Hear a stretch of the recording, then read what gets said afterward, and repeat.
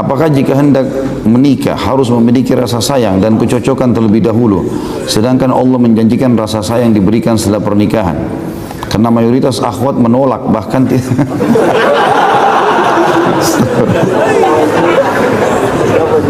mayoritas akhwat menolak, bahkan tidak ingin menikah jika tidak cocok gitu. Apa hubungannya ini dengan baiklah, anggap masuk. Tentu saja tidak perlu, tidak cinta dan kasih sayang itu muncul setelah menikah. Pacaran itu dalam Islam setelah menikah. Menikah dulu, nanti kemudian baru kita lampiaskan, gitu kan? Apa saja kata-kata, tatapan mata, ciuman, semuanya lampiaskan setelah nikah. Sebelum nikah nggak boleh haram, setelah nikah pahala, gitu kan? Kalau masalah akhwat ada yang menolak, nggak usah putus asa. Banyak akhwat yang lain,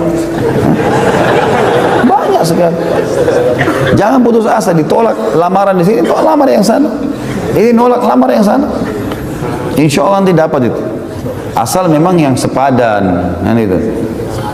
Kebanyakan orang ditolak karena memang tidak sepadan. Harus mengerti juga.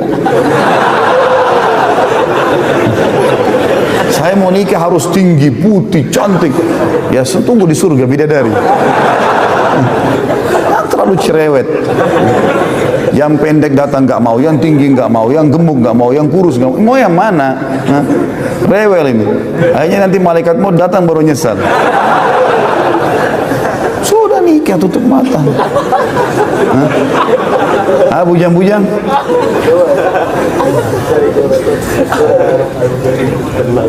Seandainya kita benar-benar menyaksikan sepasang zina, namun kita tidak dapat menunjukkan saksi, bagaimana solusinya? Sudah, nasihati. Kita nggak boleh melaporkan kalau kita nggak punya saksi, teman-teman sekalian. Dalam Islam yang hukumnya begitu. Kalau enggak, kita yang kena hukuman. Karena memang dalam Islam yang didahulukan adalah menutupi aib, bukan membongkar. Bukan begitu lihat zina laporin, expose, enggak. Malah tutupin. Kata Nabi SAW, "Man satara musliman, satarahullahu yaumal qiyamah." Siapa yang menutupi aib seorang muslim, aib termasuk perbuatan dosa, maka Allah akan tutupi aibnya pada hari kiamat. Tapi di sini kita bukan diam, nasihatin dia. Nggak boleh loh, ini haram gini-gini. Nasihatin, kasih buku, nasihatin dengan lisan. Kalau tidak bisa pun kita lewat memang tempat-tempat perzinahan, kita doakan saja. Semoga Allah berikan hidayah gitu. Seperti itulah ya. Kita tahu bahwa ada amal jariah, tapi saya pernah dengar mengenai dosa jariah. Benarkah ada, Ustaz? Bagaimana kita bertobat darinya? Saya tidak pernah tahu istilah dosa jariah ya. Kalau amal jariah memang pernah ada. Tapi secara dalil bisa terjadi. Artinya ada hadis Nabi SAW yang berbunyi, siapa yang menyuruh pada kebaikan, dia akan dapat pahala. Orang yang melakukan apa yang dia serukan tanpa dikurangi sedikit pun dari pahalanya kan. Lalu Nabi SAW mengatakan, dan siapa yang menyuruh pada keburukan, dosa, maka dia akan dapat pelaku dosa itu tanpa dikurangi sedikit pun dari dosanya. Jadi bisa saja memang termasuk. Ya, jadi teman-teman sekalian, kalau orang berbuat dosa, kalaupun dia sampai berbuat dosa, dia segera taubat, dia tutupi aibnya, dan jangan diajarkan ke orang lain. Ada orang jadi pahlawan dalam dosa. Nah, ya. Dia zina, dia ajak temannya berzina, dia ajarin caranya. Nanti kau begini, nanti kau begini, nanti kau begini. Ya orang itu buat dosa, dia dapat dosa. Untuk apa ini? Apa yang seharusnya kita lakukan ketika ada teman yang berhijrahnya hanya sekedar penampilan? Bagaimana peran kita terhadap teman seperti ini? Nasihatin semuanya teman-teman. Kalau kita tahu orang ini mungkin subhanallah dia mau kebaikan, terbukti dia mengubah performanya misalnya, tapi mungkin dia butuh panduan, dia butuh sesuatu yang lebih mendongkrak dia. Makanya Allah SWT juga menyebutkan itu tentang Nabi SAW, dan kita sudah jelaskan di materi kita kemarin. Ya, walau kunta faddan ghalidhal qalbi lam faddu min haulik. Hai Muhammad, kalau kau berkeras hati itu begini. Seperti orang, walaupun itu orang pernah buat salah, ya. Kemudian dia minta maaf sekarang, enggak, saya enggak mau maafin. Itu berkeras hati namanya. Kenapa? Untuk apa kita seperti itu? Udah orang ngaku salah, selesai. Minta maaf, ya sudah, maafin. Seperti itulah kurang lebih. Jadi kalau ada orang-orang seperti ini, mungkin dia butuh dalil, butuh kisah, butuh sesuatu yang lebih menyentuh. Tapi perubahan performanya ini menandakan dia mau kebaikan, insya Allah. Mudah-mudahan dia mau kebaikan. Jadi sangka baiklah. Dulu saya pernah menjelek-jelekan pemerintah atau presiden melalui media sosial. Setelah mengenal sunnah saya baru tahu bahwa hal itu dosa dan saya sudah bertaubat. Apa saya harus menemui presiden untuk memohon maaf? Tentu idealnya antum ketemu. Idealnya, resiko. Harus itu ideal. Kalau bisa ketemu, maaf ya saya pernah ucapin begini, itu lebih bagus. Kalau nggak bisa, mungkin karena jarak, mungkin karena kondisi segala macam, ya sudah. Kita caranya bagaimana kalau orang itu meninggal atau tidak bisa dijangkau, atau kita tidak tahu keberadaannya, maka kita mengingat apa yang pernah kita lakukan. Misalnya kita pernah menyebutkan di media kayak tadi, maka sekarang antum sebarin di media lagi, ya. Ungkapkan kalau itu pernyataan yang salah, atau antum sebutkan tentang kebaikan-kebaikan. Karena orang yang sudah meninggal atau orang yang hilang, ini kita dianjurkan untuk menyebut-nyebut kebaikannya, ya, dan meluruskan kesalahan kita yang lalu. Sama kalau kita pernah gosipin orang, kita pernah siapa saja, ya, bagaimana caranya? Ya kita hubungin minta maaf. Kalau nggak bisa, baik kita ingat siapa orang yang pertama kita hubungin dulu, lalu hubungin kembali. Dulu yang saya bilang itu salah, ya. Dan lebih baik begitu di dunia daripada kita berusaha di akhirat. Karena di dunia gampang teman-teman, cuma bilang maafin saya, ya. Kita berusaha sebutin kebaikannya. Di akhirat susah ini. Di akhirat urusannya pahala kita diambil. Rugi sekali. Ya kalau dia sisakan, kalau diambil semua pahalanya gimana? Kan rugi, ya. Ini apa ini maksudnya? Ya Ustaz, tataplah kami yang ada di dalam majlis ini. Bila kelak di surga tidak menemukan kami, tolong tanyakan keberadaan kami.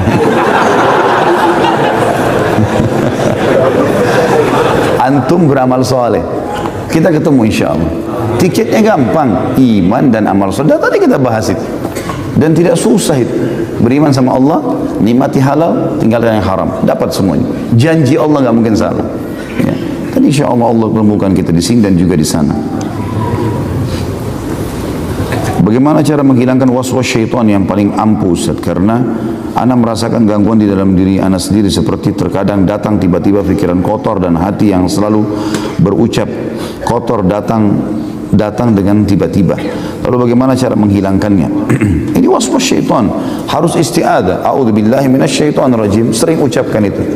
Insya Allah beberapa kali diulangi akan hilang. Itu yang pertama. Yang kedua, semua fasilitas yang bisa membawa kita pada dosa itu tinggalkan. Semuanya, teman-teman, media, apa saja. Misal perzinahan, kita mau tinggalkan, bagaimana caranya? Tinggalkan semua teman-teman yang bisa mengajak ke situ, tinggalkan semua fasilitas ke situ. Tontonan, lihat, segala macam, dan insya Allah akan aman. Tapi yang penting adalah isti'adzah kepada Allah Subhanahu Wa Taala. Dan juga bentuk komunitasnya, tinggalkan komunitas buruk tadi, fasilitas buruk, menuju kepada fasilitas yang baik dan komunitas yang baik.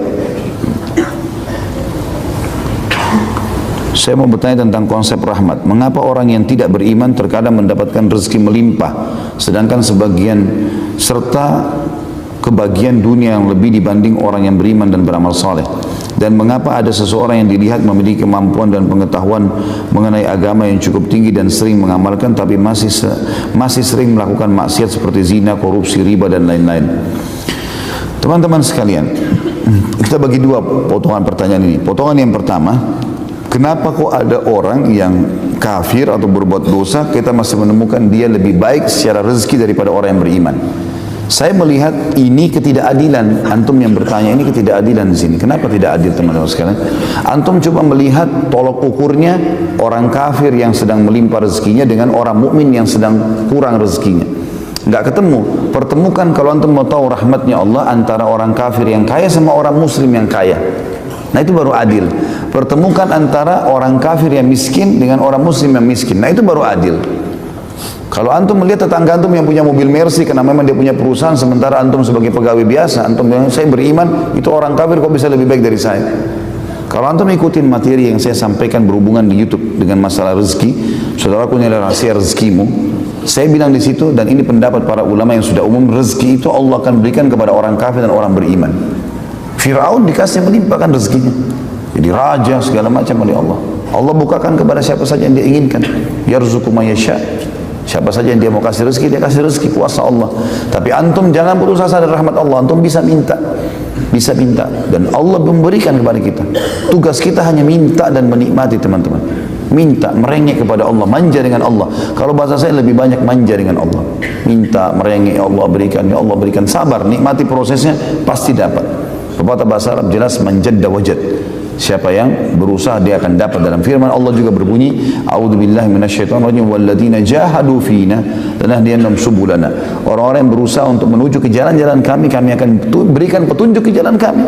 Artinya pasti akan ada titik finishnya, itu akan ada garis terakhirnya aku akan dapatkan. Sabar. Kalau antum sudah mengatakan Rabbana atau Allahumma, ya Allah, itu pembukanya sudah ada garis startnya, sudah ada garis finishnya itu. Antum tinggal nikmati proses. Mungkin tinggal 2 hari lagi berdoa Allah kasih. Nikmati proses.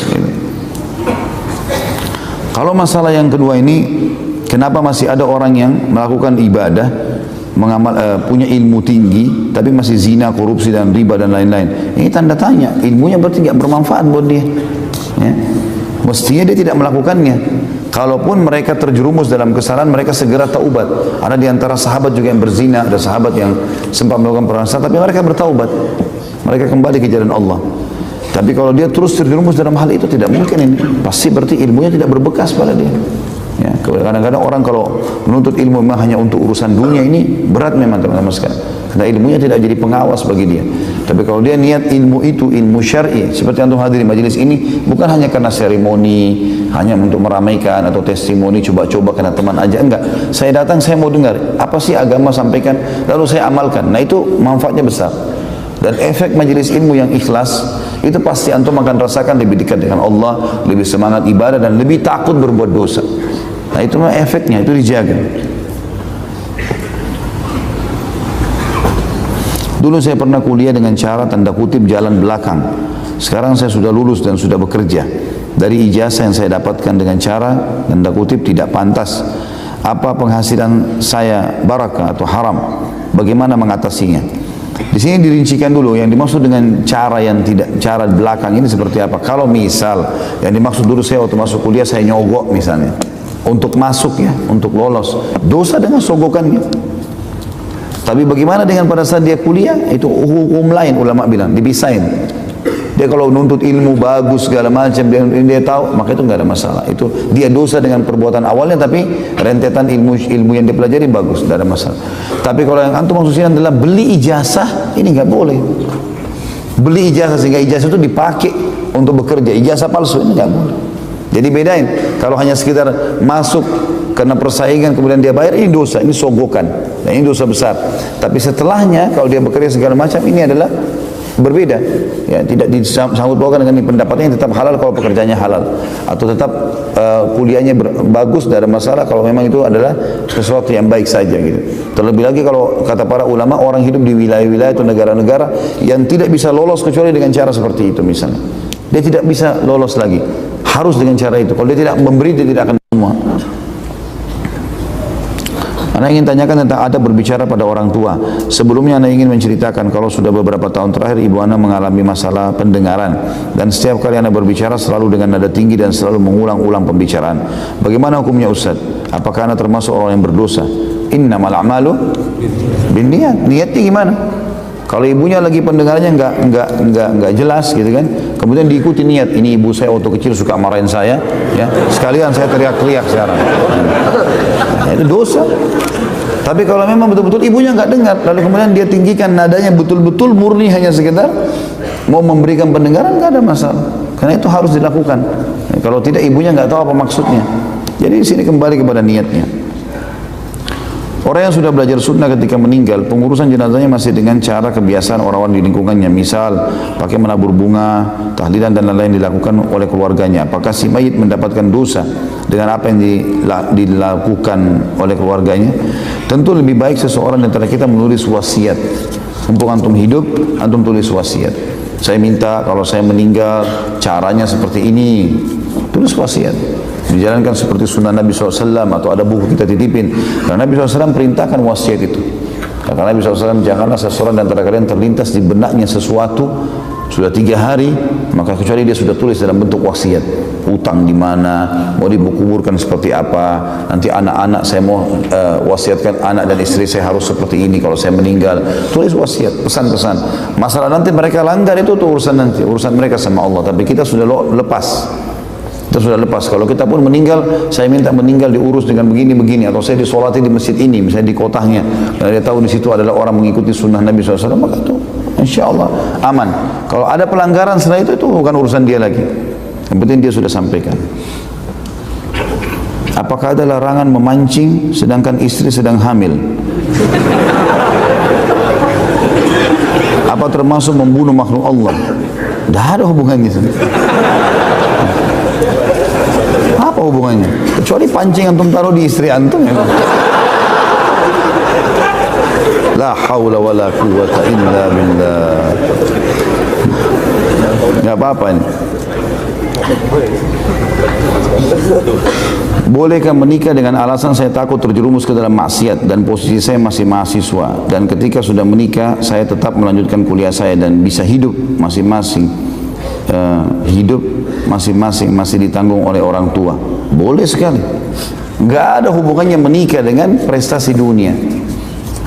Kalau antum mau ke masjid nanti kalau ada motor atau ada kendaraan maka tidak akan sholat-sholat di masjid kan? Karena dihubungkan dengan prestasi dunia, nggak ada hubungannya. Menikah nggak ada hubungannya dengan sarjana, nggak ada hubungannya dengan ijazah. Para sahabat itu mudah sekali mereka kalau mau nikah. Hari ini dia lihat cocok, dia datang ke rumah melamar, malam sudah suami istri. Mudah, gampang. Kalau mati sudah masuk, dapat pahalanya. Kalau antum kan Masya Allah sekian tahun dulu sudah S1 nanti punya mobil, nanti punya rumah, lama-lama putih semua rambutnya baru mau nikah. Menikah saya nggak ada hubungannya sama sekali. Jika saya pernah merusak barang orang lain dan saya pergi begitu saja tanpa adanya tanggung jawab dan saya sangat menyesali perbuatan, bagaimana cara saya bertobat? Sedangkan orang yang saya zalimi tidak pernah ketemu. Usahakan dulu, cari tahu di mana orang itu. Ini bahaya, haknya orang, nggak boleh main-main di sini. Harus cari dulu orang itu. Kalau betul-betul tidak ketemu, maka nilai barang itu atau barang yang sama sedekahkan atas nama orang itu. Misalnya handphone, kita beli handphone senilai itu, misalnya nilainya dulu berapa? Senilai, bukan produknya ya. Karena kalau produk bisa saya sudah tidak muncul lagi nilainya. Misal pada zaman 5 tahun yang lalu, HP ini harganya 10 juta misalnya. Kalau sekarang sudah nggak ada nilainya HP itu, mungkin sudah tidak keluar lagi. Jadi nilainya, nilai 10 juta pada saat itu, kita keluarkan. Sedekahkan atas nama orang itu solusi terdekatnya. Sekarang anak terpaksa dan urgen kerja di perusahaan rokok. Apa anak salah Ustaz? Karena sudah cari-cari kerja belum ada yang terima. Sedangkan istri anak hamil. Anak bingung kalau nganggur nggak ada penghasilan untuk istri. Apa yang harus lakukan? Mohon masukannya. Terus kalau anak belum dapat kerja yang halal dan baik, anak takut resign. Sedangkan harus biaya istri. Terus tabungan anak sudah nggak ada. Barang-barang sampai ada yang sudah anak jual Ustaz sewaktu anak nganggur lama kemarin. Keluar dari pekerjaan riba terasa berat, tapi semoga Allah memberikan keringanan anak. Ya akhi, iman itu adalah keyakinan kepada Allah Subhanahu wa taala, dan Allah itu innallaha la yukhliful mi'ad. Allah tidak akan pungkiri janjinya. Enggak mungkin. Dan memang sudah menjadi, Allah janjikan baik-baik pasti. Di antaranya hadis Nabi SAW yang sahih, man taraka syai'an lillah abdalu khairan min. Siapa yang meninggalkan sesuatu karena Allah, antum tinggalkan bank riba karena takut dosa. Pasti Allah akan gantikan sesuatu yang lebih baik. Baik Ustaz, saya sudah berusaha melamar sana belum diterima. Akhirnya saya kerja lagi di perusahaan rokok. Sama antum dari riba ke rokok. Rokok sudah pernah kita jelaskan teman-teman. Ini sama saja dengan narkotika ini, tapi dilegalkan. Itu virus, bahaya sekali. Racun. Rokok tidak pakai expire. Dan sudah dipasang fotonya besar-besar situ, leher yang luka lah segala macam. Menyebabkan ini, menyebabkan itu. Sudah banyak sekali ancamannya. Dan tidak ada saya temukan ulama yang kembali kepada dalil yang benar menghalalkan masalah ini. Haram. Baik, bagaimana saya biaya hidup istri saya? Harus keyakinan teman-teman. Kerja apa saja. Tidak harus itu. Cari kerja yang halal. Walaupun hanya untuk menjadi waitress dulu di sebuah rumah makan, walaupun membantu apa di bangunan, apa saja, yang penting halal. Ada seseorang ikhwah kita di Jakarta keluar dari sebuah bank konvensional. Dulu dia jabatannya sangat tinggi sampai rumahnya mewah di Jakarta, mobilnya banyak segala macam. Dia sama saya setelah dengarkan ceramah kemudian ditinggalkan semua. Memang ada proses. Ada proses. Prosesinya memang begitu. Sama gini, kalau antum lapar, berdoa sama Allah, ya Allah, hilangkan lapar saya. Tiba-tiba laparnya hilang. Enggak mungkin. Pasti ada proses. Kita cari dulu makanan, ya. Kemudian atau ada orang yang kasih kita, lalu kita kunyah, ditelan dulu, baru hilang laparnya. Proses, nikmati proses. Saya melihat antum ini yang bertanya cuma karena kekhawatiran saja. Kekhawatiran belum maksimal dalam berkorban. Mungkin antum selama ini kerja di bank konvensional misalnya 5 tahun, sekarang baru 1 tahun resign atau 2 tahun resign, masih belum berimbang antara pelanggaran yang pernah kita lakukan. Baik, coba dengan cara lain. Tidak mungkin. Kata Nabi SAW, siapa di antara kalian yang bertawakal kepada Allah, menyerahkan urusan perkaranya kepada Allah, benar-benar tawakal, maka pasti Allah akan berikan dia rezeki, ya, sebagaimana Allah memberikan rezeki seekor burung yang pergi pagi hari, sorenya dia balik, dia sudah punya makanan. Semut di lubangnya Allah kasih rezeki. Bagaimana antum manusia yang berakal, ya, yang Allah mengatakan fi ahsani taqwim, sempurna semuanya, lalu kemudian kita rasa kita tidak bisa? Nggak mungkin itu. Yang lebih parah teman-teman, kalau kayak gini, ini jangan ditunda lisannya. Istri lagi hamil dikasih dari uang hasil gaji rokok. Ini kan bahaya sekali. Buat antum berbahaya, istri antum bahaya, antum berbahaya. Masalah jual barang, tidak usah khawatir, jual barang sudah. Bertawakal kepada Allah Subhanahu wa taala. Saya kasih contoh kisah. Ada banyak kisah, di antaranya ada seorang saleh diceritakan oleh para ulama dalam kisah orang-orang saleh, tapi saya tidak temukan namanya orang ini. Dia orang miskin sebenarnya. Dia makan juga pas-pasan dengan istri dan anaknya. Dia punya sekitar 4 anak, 4 atau 5 anak. Pas dia mau makan malam sama istri dan anak-anaknya, makanan juga pas-pasan, ada orang ketuk pintu rumahnya, dan orang miskin juga yang ketuk. Ini orang miskin, orang susah. Begitu buka pintu dia minta makanan. Istrinya lihat ke dia, bagaimana? Makanan juga cuma 1 piring. Ini pun kalau kita makan nggak cukup. Kalau kita kasih ke orang sebagian, maka sebagian kita makan, sebagian enggak. Udah kasih aja semua, kata suami. Kasih orang itu, dikasih. Rupanya berjalan waktu di awal malam, kalau kita sekarang jam 12 malam, jam 1 malam, rupanya kelaparan, kena tak makan. Anak-anaknya nangis, istrinya susah, nangis, susah, lapar, sampai pada tingkat kelaparan nih malam itu. Lalu istri bilang, bagaimana jalan keluarnya? Kata suaminya, baiklah sebentar, saya coba keluar. Malam hari ini, dia keluar kemana? Ke masjid. Dia kemana-mana, di masjid dekat rumahnya. Seolah tahu dia sujud kepada Allah. Dan teman-teman sekalian berdoa kepada Allah, minta pada hal-hal walaupun kecil di mata kita. Dia berdoa mengatakan, ya Allah, Engkau mengetahui bahwasanya aku kelaparan malam ini dengan istri anakku, berikanlah aku makan. Minta makan sama Allah. Dikatakan dalam kisah ini teman-teman, seorang raja di negeri itu sudah 1 minggu taubat. Dia gelisah dengan dosa-dosanya semua. 1 minggu ini dia gelisah terus taubat. Sampai pada malam itu, si raja ini dikatakan dalam kisah, tidak bisa tidur, dia bangun, dia ambil sekantong uang emasnya, dia ambil juga sekantong makanan yang paling baik yang dia miliki di istananya. Dia keluar, dia bilang, ya Allah, sebagai tanda taubatku kepadamu, maka aku akan berikan kepada orang yang layak diberikan untuk ini. Dan sebagai bentuk aku ingin panduan padamu, aku tidak akan pegang tali kekangan kudaku.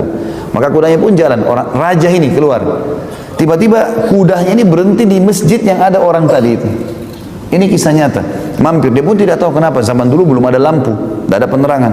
Kenapa kok mampir di masjid? Dia bilang, saya turun, kata rajanya, saya bawa 2 kantong itu. Begitu saya masuk, saya dengar suara. Saya dekat, orang itu lagi berdoa, dan doanya, ya Allah, aku lapar dan berikanlah aku makanan untukku dan istri dan anak-anakku. Dan itu terus yang diucapkan sama dia, minta makanan karena ini lagi dibutuhkan. Ya. Dan orang beriman biasanya seperti ini. Mereka selalu memenuhi, meminta hajatnya kepada Allah per item yang dia minta, dan memang dia tidak buru-buru untuk meminta sesuatu ke depannya, karena dia pikir dia mau setiap saat berdoa terus. Dia cerita, selesai salam, kata si raja ini, saya raja di wilayah dan saya sudah baru saya tobat kepada Allah, saya dengar kau kelaparan, ini harta terbaik saya, ini juga kantong makanan, silakan ambil. Terus rajanya bilang, dan kalau kau satu waktu butuh apa saja, datang kepada saya. Ini istana saya sudah tahu, datang saja. Saya akan berikan kamu. Apa jawaban orang saleh ini? Kalaupun saya punya hajat, wahai raja, saya tidak akan datang ke istana anda, tapi saya akan datang ke istana Allah di sini, masjid yang telah mengutus anda datang kepada saya. Ini butuh keyakinan teman-teman sekalian. Ingat, lihat di sekitar kita banyaknya serangga, banyaknya hewan yang Allah berikan makanan. Ini waswas syaitan, harus dilawan. Enggak boleh tidak, dengan penuh keyakinan. Sebagai penutup kisah yang lain ya, karena lihat waktunya. Sebagai penutup teman-teman sekalian, ada seorang syekh juga di Saudi cerita. Saya lihat cuplikannya, tapi saya nggak tahu orang ini siapa, karena saya juga baru lihat wajah beliau. Tapi dia cerita lagi duduk santai di TV Saudi. Ya, kalau salah itu ada cuplikan. Kemudian dia cerita, dia bilang, saya pergi ke Mesir, dan di Mesir itu saya isi di 2 kota ceramah, di Kairo sama Iskandaria, 2 kota ini. Dia bilang, setelah saya isi di kota Kairo, saya ke Iskandaria, kemudian saya balik lagi ke Kairo untuk berangkat. Rencananya saya tiba di Kairo jam 2 malam, Pesawat saya habis subuh. Saya telepon marbot masjid, ya yang saya isi ceramah, saya nggak usah ke hotel, saya nginap di masjid aja, dia bilang. Kemudian subuh nanti saya langsung ke bandara. Kemudian dia bilang saya tiba di masjid jam 2 malam. Begitu saya tiba, saya lihat pada saat itu masjid lagi lampunya nyala segala macam. Ini kisah baru nih, baru beberapa waktu yang lalu kisahnya. Dia bilang lampu semua nyala, saya pikir mungkin marbot masjid nyalain, ternyata bukan gitu, ternyata bukan. Dia bilang saya lihat ada orang di depan mihrab, di mihrab lagi sujud, lagi nangis-nangis sama Allah, lagi berdoa sendirian. Saya pun coba dekat mau dengar doa apa orang ini sampaikan. Dalam doanya dia bilang begini, ya Allah, sesungguhnya engkau tahu istriku mau dioperasi besok dan dia butuh 14.500 jenih ponnya Mesir. Ya, mungkin kalau saya tidak salah ini nilainya sekarang rupiah 50-60 juta rupiah, sekitar begitulah. Dan saya tidak punya uang ya Allah, sebagaimana engkau ketahui, mudahkanlah ya Allah. Sambil orang ini menangis-nangis karena istrinya harus dioperasi besok. Selesai salam, kata syekhnya, saya datang ke dia. Kenapa akhi? Kenapa sampai begitu? Dia bilang masalahnya berat. Bagi saya berat karena tolok ukur beratnya masalah kan tergantung individu itu. Kita nggak bisa tarik ke diri kita ya. Ada orang mungkin bagi dia lapar sedikit sudah masalah besar. Ada orang mungkin 2-3 hari nggak makan dia masih anggap biasa. Jadi dia masih bisa bersabar. Jadi ini tergantung keadaan. Maka dia bilang saya sudah betul-betul istri saya sakit, saya harus operasi, dia harus operasi, saya tidak punya duit sama sekali. Satu pun saya nggak punya. Dia butuh 14.500. Kata Syekh dia bilang sambil saya tepuk pundaknya, lanjutkan doamu. Allah tidak akan sia-siakan orang yang beriman dan berdoa padanya. Dia bilang orang itu pun lanjutin doanya. Dia bilang saya sholat. Dia bilang saya sholat malam, saya sholat witir. Lalu saya tidur sambil nunggu subuh beberapa saat. Azan subuh saya dibangun sama masjid. Syekh bangun. Begitu dia bilang saya bangun, saya sholat sunnah, orang itu sudah nggak ada. Kemudian saya begitu iqamah saya disuruh sama masjid. Syekh silakan jadi imam. Dia bilang suara saya paruh, saya ya semalaman kurang tidur. Dia bilang nggak apa-apa, ayat-ayat pendek aja nggak masalah, yang penting antum jadi imam. Baiklah. Dia bilang saya mau jadi imam, saya baca surah-surah pendek. Begitu selesai, tiba-tiba ada orang dari saf tengah datang.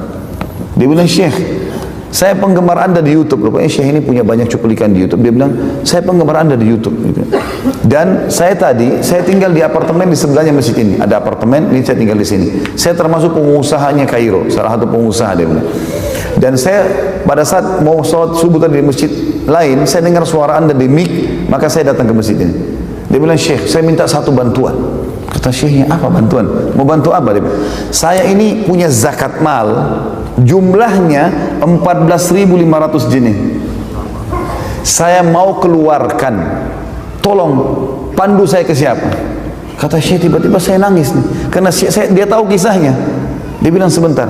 Syekhnya bilang saya berdiri cari di saf mana orang yang tadi malam berdoa-doa itu. Jumlahnya sama 14.500. Dia bilang begitu saya lihat di ujung saf, saya panggil dia. Begitu dia datang, kata Syekhnya, akhi, saudaraku, ceritain apa hajatmu. Ini orang ini mau dengar. Dia bilang demi Allah Syekh, istri saya lagi di rumah sakit, saya butuh bantuan, butuh 14.500 jenis. Tiba-tiba orang kaya itu nangis juga. Jadi Syekh sama orang kaya nangis. Orang yang mau berapa sumbangan ini bantuan tidak tahu kenapa dua orang ini nangis. Maka kemudian dia tanya, kenapa kalian nangis? Kata si orang kaya itu, sungguh Allah sudah memandu saya ke kamu. Ini 14.500 jenis zakat saya. Istri saya sudah ingatkan sudah 1 minggu. Selalu dia bilang, keluarlah, berikan haknya Allah di jalannya, jangan ditahan ini. Dan saya selalu bilang, saya tidak mau bagi-bagi harta ini. Saya maunya saya dapat kepada satu orang hamba Allah yang butuh bantuan, jumlahnya seperti zakat ini, yang dengannya Allah selamatkan saya di akhirat. Maka tiga-tiganya jadi nangis, kata Syekh. Ya, karena terharu lihat kejadian yang luar biasa ini. Maka kata Syekhnya, orang yang sedang butuh bantuan ini, dia tiba-tiba saja melupakan saya, melupakan orang yang kasih zakat, dia menghadap kiblat, lalu dia mengangkat kepalanya ke langit sambil mengatakan, aku mencintaimu ya Allah. Cuma tinggal butuh keyakinan. Makanya kata Nabi SAW, Udu rabbakum mukinuna bil ijabah, fa inna Allah la yakbalu du'a min qalbin ghafil. Berdoalah kalian kepada Tuhan kalian dengan penuh keyakinan akan diijabah. Ya. Sesungguhnya Allah tidak akan menerima doa dari orang-orang yang hatinya lalai. Jadi harus kita garis bawahi poin ini teman-teman sekalian. Baik, ada pertanyaan dan kita tutup dengan itu tentunya. Mudah-mudahan majelis ilmu tidak pernah ditinggalkan, karena jadikan simbol hidup, tidak ada hari tanpa ilmu. Karena itu ilmu adalah landasan agama kita yang mendatangkan keimanan, dan kalau iman sudah ada maka semuanya bisa berubah. Orang bodoh jadi pintar, penakut jadi pemberani, orang pelit jadi dermawan, dan semuanya menjadi baik. Apakah orang yang putus asa karena penyakit yang dideritanya atau orang tua tak kunjung sembuh, kemudian beliau berkata, jika seperti ini rasanya saya ikhlas mati saja.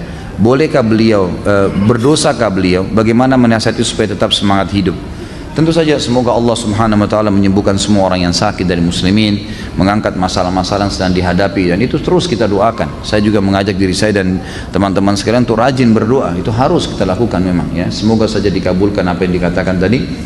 Kemudian kalau orang yang sakit dalam kondisi betul-betul dia parah, maka ada hadis Nabi SAW yang berbunyi, jika seseorang, kata Nabi SAW, di antara kalian, janganlah seseorang dari kalian berharap kematian, meminta kematian. Tapi kalau dia betul-betul dalam kondisi tidak bisa tahan, dia mengatakan, ya Allah, hidupkanlah saya kalau mati lebih baik buat saya, dan matikanlah saya kalau mati lebih baik buat saya. Itu yang boleh dikatakan. Atau kurang lebih hampir sama dengan apa yang dikatakan tadi di sini. Mana yang saf lebih utama jika ada dua lantai masjid, saf terakhir di lantai bawah atau saf pertama di lantai atas? Saf pertama, walaupun di lantai atas, jadi tetap saja asal dia bersambung, tinggal di bawah atau di atas itu sama aja. Jika ada dua handphone baru, yang lama mana yang akan dipilih? Mustahil yang lama akan dipilih, pasti akan dianggurin, dibuang. Apa ini? Mustahil bisa adil. Apa yang ditanya? Jika berlaku adil adalah hukumnya wajib, untuk apa menjalankan sunnah yang jika dikerjakan malah bisa menjerumuskan ke hal yang menyebabkan seorang menjadi tidak adil? Begitulah pernyataan balik yang dilemparkan istri kepada suami ketika sedang mendengarkan ustadz menjelaskan poligami. Bagaimana menyikapi pertanyaan ini? Maaf ustadz, ujung-ujungnya bukan cari gara-gara. Gimana tuh Pak Yoyo? Jelas-jelas cari gara-gara ya. Jadi sabar aja gitu kan. Begini aja, ini selalu poligami. Ini teman-teman yang mau poligami harus jadi ahli perayu. Belajar merayu dong. Masa nggak bisa taklukin istri gitu kan? Bukan dengan kekuatan, dengan rayuan, dengan hadiah. Masa mesti diajarin? Ya harus bisa lah. Nggak bisa perempuan tuh pakai perasaan. Kalau antum datang mau poligami dengan power, saya akan menikah, pokoknya nggak mau tahu. Itu salah. Jadi ajarin, nggak boleh. Rayulah, taklukin dia, gitu kan? Jadi mungkin dengan bercanda, mungkin dengan ini, mungkin dengan apa saja kebutuhannya dipenuhi ya, itu insya Allah bisa, gitu kan? Gak usah terlalu banyak tanya poligami lah, ya. Nikah aja dulu, lancar dulu. Nanti kalau sudah lancar semua, sudah mau melangkah ke langkah selanjutnya, baru ada praktek khusus sama saya nanti. Pak Ustaz, saya mau tanya, kalau kurban buat orang yang masih hidup, apa ini? Korban buat orang yang masih hidup, orang yang sudah meninggal atau buat diri sendiri, ada dalilnya tidak? Kita kurban atas nama Nabi, boleh tidak Pak Ustaz? Jadi tentu pendapat ulama tentang masalah sampaikah pahala kurban untuk orang yang sudah meninggal, khilaf di antara ulama. Beranjak daripada hadis Nabi, waktu beliau menyembelih, beliau mengatakan ini untukku dan umatku yang belum menyembelih. Dari hadis inilah berselisih pendapat ulama. Ada yang mengatakan yang dimaksud di sini, yang mengatakan tidak ada lagi pahala sembelihan untuk orang mati, beranjak daripada hadis ini juga. Mereka mengatakan yang dimaksud oleh Nabi SAW adalah umatnya yang masih hidup, yang tidak sempat menyembelih. Pendapat kedua yang mengatakan bahwasanya sampai pahala sembelihan untuk orang mati, beranjak daripada hadis yang sama. Mereka mengatakan yang dimaksud oleh Nabi SAW ini untukku dan umatku yang belum menyembelih, yang hidup dan yang sudah mati. Nah, dan banyak dinukil dari perkataan para salaful ummah. Kalau diantaranya Ibnu Taimiyah pernah menukil perkataan kalau zabah itu sembelihan juga akan sampai kepada orang-orang yang sudah meninggal, karena ada beranjak daripada hadis tadi. Allahu a'lam. Apabila seorang wanita tidak dinafkahi dengan benar selama belasan tahun, sehingga si wanita harus meminta makan dan kebutuhan harian dari orang tua si wanita, apakah si wanita boleh mencari nafkah sendiri dengan meninggalkan anak-anak mereka di rumah, anak-anaknya dititip ke keluarga? Bisa. Dan bahkan dia bisa mengambil harta suaminya diam-diam, gitu kan? Itu disebutkan dalam hadis Bukhari. Tapi yang dia ambil hanya haknya. Beranjak daripada hadis Hindun, istri Abu Sufyan, yang pernah mengatakan, ya Rasulullah, Abu Sufyan orang yang sangat pelit, tidak pernah mau tahu kebutuhan saya sama anak saya, pokoknya nggak pernah kasih duit. Dia pulang cuma tahu sudah ada makanan. Ini super luar biasa gitu.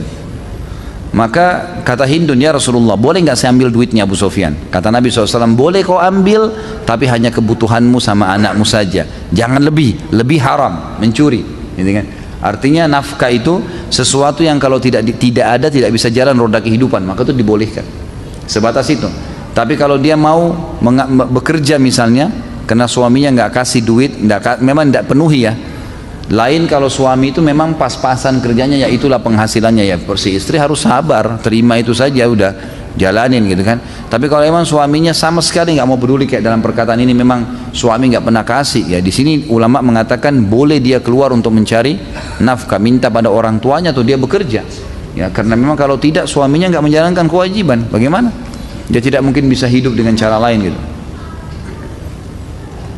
Mau tanya mengenai kisos, kita yang tinggal di Indonesia tidak menggunakan kisos, apakah dosa kita tidak diampuni apabila belum sesuai hukum kisos? Misal pencuri seharusnya dipotong tangan, namun hukum di Indonesia hanya di penjara. Bagaimana kita apabila pernah berdosa mencuri, apakah cukup dengan taubat tanpa dikisos? Tentu saja taubat sudah mencukupi ya. Taubat mencukupi, kalau dia sudah taubat insya Allah sudah cukup, nggak perlu lagi dia dikisos. Nabi SAW seringkali kalau ada sahabat yang datang mengeluh minta dikisos, itu beliau langsung mengalihkan. Sudah pernah saya ceritakan ada sahabiat yang datang berzina kemudian minta dirajam, lalu Nabi SAW menyuruh dia kembali sampai dia selesai melahirkan. Waktu habis melahirkan datang lagi, kata Nabi SAW, coba kau susuin dulu. Kata para ulama, ini Nabi SAW suruh pulang, kamu taubat deh, karena kisos itu solusi terakhir. Orang yang memang tidak menyesali perbuatannya gitu ya. Gimana sih orang yang memang melakukan dosa dan tidak merasa bersalah terus aja mau melakukannya, nah itu yang dihukum dengan kisos. Tapi insya Allah dengan taubat sudah cukup. Cuman kalau antum pernah mencuri maka harus dikembalikan, itu nggak boleh tidak ya.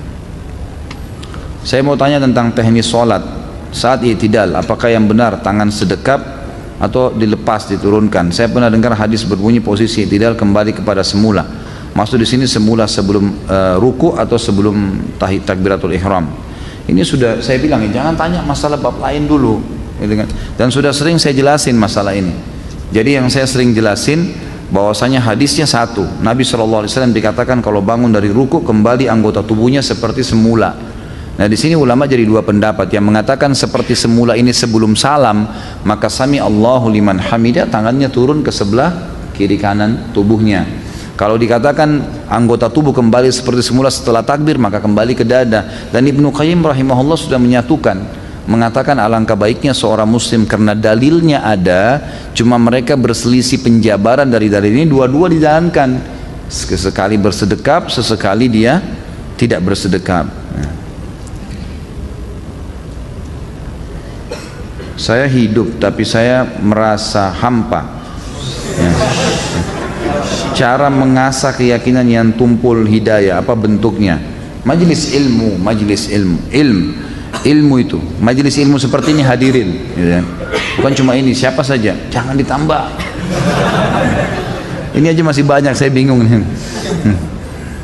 Jadi majelis ilmu selalu hadirin, jadwalin, bukan cuma di sini, bukan cuma Rabu malam nih, di mana saja ada ustadz-ustadz insya Allah yang kompeten dipelajari. Kalau enggak dengarin, lagi di motor, lagi di mobil, dengarin ceramah terus. Ilmu itu nanti akan mendatangkan iman. Iman ini kalau sudah ada, maka orang lemah menjadi kuat, orang malas jadi rajin, orang miskin jadi kaya, orang penakut jadi pemberani. Iman mengubah semuanya, mengubah semua. Kalau iman sudah ada, luar biasa. Orang buruk jadi baik, semuanya. Karena iman ini, makanya dengan majelis ilmu itu yang bisa membantu. Kalau antum malas majelis ilmu susah. Saya sering bahasakan pengalaman saya, kadang-kadang saya sehari kalau nggak isi pengajian saya rasa lain dibandingkan dengan saya selalu isi ceramah gitu, semangat itu lain. Saya sebenarnya sendiri dalam ceramah seperti ini sedang mencas iman saya sendiri. Kembali lagi saya hadir, kembali lagi saya menyampaikan, kembali lagi saya mengingat riwayat-riwayat, hukum-hukum, jadi terus-menerus rasa tercas gitu kan. Istri saya tahu saya rasanya nggak pengen ada libur ceramah satu hari pun. Jadi walaupun dalam satu hari cuma sekali saya ceramah, kalaupun saya di rumah, saya berusaha kadang-kadang kalau waktu lowong saya balas SMS atau WhatsApp di mana orang bertanya agama, jadi tersibukkan dengan itu. Ya, majelis ilmu itu penting, ilmu itu yang bisa membentuk keimanan, dan iman kalau sudah ada aman semuanya. Semuanya bisa berubah. Kapan baiknya anak laki-laki disunat atau dikhitan? Bolehkah sejak masih bayi? Jika sudah dewasa belum dikhitan, apakah tetap harus dikhitan?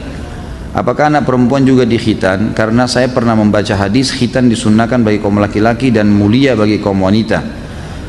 Sahihkah hadis ini riwayat Baihaqi? Maka di sini wajibkah perempuan dikhitan disunat juga? Tapi saya tidak tahu bagian apa yang mau disunatnya. Baik. Tentu saja boleh, kapan saja dikhitan. Kalau anak saya khitan dari bayi. Kalau anak saya pribadi, itu dari bayi sudah saya khitankan, yang laki-laki. Dan alhamdulillah sangat baik, gitu kan? Sangat baik. Yang saya tahu juga di zaman Nabi SAW itu bayi biasanya baru lahir sudah dikhitan. Dan itu jauh lebih baik, ya. Dia tidak terlalu merasakan sakit seperti kalau dewasa, gitu kan? Dan juga ternyata disurvei pertumbuhan badan dan fisik, mental orang yang dari bayi disunat itu lebih baik, ya. Nah ini tentu lebih baik opsinya. Kalau perempuan apakah dikhitan, ini khilaf diantara ulama. Ada yang mengatakan dikhitan, ada yang mengatakan tidak. Kalau hadis Baihaqi dihasankan oleh para ulama tadi yang disebutkan, maka ada yang mengatakan dikhitan. Tapi khitan kan itu sebenarnya artinya memotong sesuatu dari kemaluan, gitu kan? Makanya dikatakan laki-laki dikhitan dipotong kulit bagian atas. Kalau perempuan pun seperti itu pemahamannya kalau secara etimologi. Tapi ternyata para ulama mengatakan khitan perempuan berbeda. Ya, itu dibersihkan di bagian tertentu dan itu biasanya memang bagian bidan, suster di rumah sakit kita sudah tahu gitu. Saya juga punya anak perempuan dan saya tanyakan ke istri saya, maka dia mengatakan anak-anak perempuan ini biasanya bukan seperti laki-laki, tidak dipotong sesuatu tapi dirapikan dengan cara mereka lebih mengerti, gitu kan. Allahu alam, saya juga tidak tahu bagaimana, tapi yang jelas seperti itu jawaban dari ya dokter atau bidan yang ada di rumah sakit pada saat anak saya dikhitan. Ada jenis tanaman hias yang memiliki kadar racun tinggi dan sering dijual di pasaran. Tanaman ini juga sering dijadikan buat mainan anak-anak kecil di kampung. Apakah menanam tanaman ini bisa tergolong membuka pintu untuk membunuh? Tentu saja kalau memang kita tahu itu berbahaya, ya, maka itu tidak boleh. Sebaiknya memang dijauhi, dihindari. Kalau kita sudah tahu, kita sengaja, apalagi membiarkan orang sampai mengkonsumsinya, berarti kita menjadi penyebab. Pokoknya kita jadi penyebabnya, kita juga terlibat di situ. Saya ingin membuat kaos tulisan hadis atau potongan ayat Al-Quran dengan bahasa Inggris dan menjualnya. Apakah boleh? Boleh saja. Boleh saja. Tidak ada masalah. Tapi konsekuensinya, kalau hukumnya bolehkah menulis ayat di baju? Bolehkah menulis ayat di papan? Ya, di spanduk? Di apa saja? Boleh. Hukumnya boleh. Gitu kan? Tapi di sini dilihat adabnya. Kalau dia menulis ayat-ayat tersebut, apalagi kayak baju kaos yang akhirnya dipakai ke kamar mandi dan seterusnya, di WC, maka itu tidak dibolehkan, ya kan? Kalau sampai dia pakai ke WC atau nanti orang yang pakai tidak bertanggung jawab malah diolok-olok ayat-ayat itu lain. Tapi hukumnya saya tahu saya boleh. Bahkan termasuk kalau dia masuk kamar mandi misalnya dibuka dulu sama dia itu lain, tidak ada masalah, nggak ada sesuatu yang salah di situ. Bahkan sekarang memang kalau saya pribadi saya mendukung kalau ada baju-baju kaos yang ditulis dengan simbol-simbol Islam, ya. Aku cinta Allah misalnya, aku cinta Rasulullah SAW, aku cinta dengan Islam, atau apalah kata-kata positif yang memang menunjukkan kekuatan Islam, ada cintanya kepada Islam, itu boleh-boleh saja. Setahu saya nggak ada masalah. Apakah kakek atau adik buyut itu termasuk kategori silaturahim? Tentu saja. Semua yang punya hubungan darah, ke atas, ke bawah, ke samping, kiri kanan, semuanya, kakek, nenek, ke atas, saudara-saudaranya semuanya, kemudian anak, cucu dan semuanya yang berhubungan dengan mereka, kemudian saudara, saudari, paman, tante, semuanya itu yang punya hubungan darah. Apakah menjual alat musik untuk keperluan mendadak diperbolehkan? Setahu saya tidak boleh alat musiknya, haram. Satu-satunya cara, ada pendapat ulama yang mengatakan kalau tadinya orang itu pemusik lalu dia taubat, alat musiknya dijual kepada orang kafir, bukan kepada orang muslim lagi, yang dasarnya dalam agama mereka itu tidak ada masalah. Kemudian danahnya dia kembalikan uang dia, uang modal dia yang dasarnya dia pakai beli alat itu jadi halal buat dia. Tapi kalau dia transaksikan, dia jual beli alat musik, ini nggak boleh, masuk dalam kategori yang dilarang. Bolehkah menghibahkan kucing dengan meminta ganti uang makan? Kalau kucing tidak boleh ditransaksikan, ya. Jadi sebaiknya hindari. Jangan diminta balasan, gitu kan. Mau tanya tentang gadai Ustadz, kalau ada yang pinjam uang dengan menggadaikan kebunnya kepada anak, nanti setelah orang tersebut belum mengembalikan uangnya, hasil panen kebun menjadi hak siapa? Tergantung kesepakatan. Kalau dia bilang ini kebun saya nilainya 100 juta, ada 100 pohon mangga misalnya, kalau dijual 100 juta, tapi saya butuh uang 10 juta, saya ambil 10 juta, ini tanah saya gadaikan, kamu boleh ambil hasil panennya, kata pemilik kebun. Ya sudah, itu berarti halal. Tapi kalau sekedar digadaikan saja tanpa ada kesepakatan, maka tidak halal. Tidak boleh dipakai tanah itu, tidak boleh diambil hasilnya, tidak boleh disentuh. Gadai. Dan perlu diingat, saya sudah pernah jelaskan, transaksi dalam Islam ada dua macam. Ada transaksi jasa yang sifatnya memang ini saham akhirat, ini investasi akhirat, nggak ada urusannya dengan keuntungan. Hutang dan gadai nggak boleh bertambah, tidak boleh bertambah ini. Utangin orang nggak boleh bertambah, itu jasa akhirat, investasi akhirat. 100 ribu ya 100 ribu balik, sejuta ya sejuta balik. Nggak ada juga begitu. Kalau dia gadein sawahnya tadi 100 juta, dia ambil utang 110 juta, jatuh tempo setahun dia belum bayar, kita punya hak untuk menjual kebun itu, gitu kan? Kemudian kita mengambil uang kita 10 juta saja, 90 kembaliin ke dia, jangan disita semua, haram itu, nggak boleh. Ada investasi yang boleh kita ambil keuntungan, investasi bisnis, kesepakatannya persentase dari keuntungan, bukan dari modal. Karena kalau dari modal jadi riba. Ini uang saya 100 juta ya, kamu putar silahkan. Saya mau tiap bulan 5% dari modal saya, ini riba, nggak boleh. Saya mau 10%, nggak boleh, penentuan langsung dari modal. Dia tidak mau tahu keuntungan, untung atau rugi, itu nggak boleh. Tapi kalau persentase global dari keuntungan, ini 60, 40 ya, saya 60, kamu 40, tapi dari keuntungan, nah, itu boleh, halal. Termasuk kerugiannya ditanggung bersama, sesuai dengan persentase yang disepakati. Jadi kalau perusahaan rugi, maka yang punya saham 40% nanggung 40%, yang punya 60% menanggung 60% gitu. Hukum menerima uang tip adalah haram. Berikan penjelasannya Ustaz. Ini seperti saya lagi ujian ini. Dan bagaimana bila uang tip tersebut kita ambil terus kita sedekahkan ke teman kita atau kita berikan makan untuk kita berikan kepada orang miskin? Perhatikan ya, tip itu sesuatu yang dikasih sukarela, itu baru halal. Tapi kalau anda bahasakan tip ini hasil muka masam atau berusaha untuk membuat orang takut akhirnya orang bayar, haram, nggak boleh. Dengan haram itu. Kalau orang kasih memang karena kita jasa, lagi kerja di rumah makan, kerja di satu tempat, parkir, kemudian dikasih dari dia sukarela, itu halal. Boleh dibeli makanan, boleh ditransaksi, halal. Karena itu sedekah dari orang. Tapi kalau dengan cara paksa nggak boleh. Apabila terjadi peperangan dua negara yang terjadi bukan karena sebab membela agama, bagaimana hukum tentara yang mati dibunuh dan yang membunuh? Tentu saja kalau dia muslim dan dia membela karena kebenaran ada di situ, dan yang benar adalah yang benar di mata Allah, maka dia mati syahid. Karena disepakati oleh para ulama, jihad itu dilakukan bisa ekspansi, bisa pertahanan, dan juga ada satu keadaan yang insidental.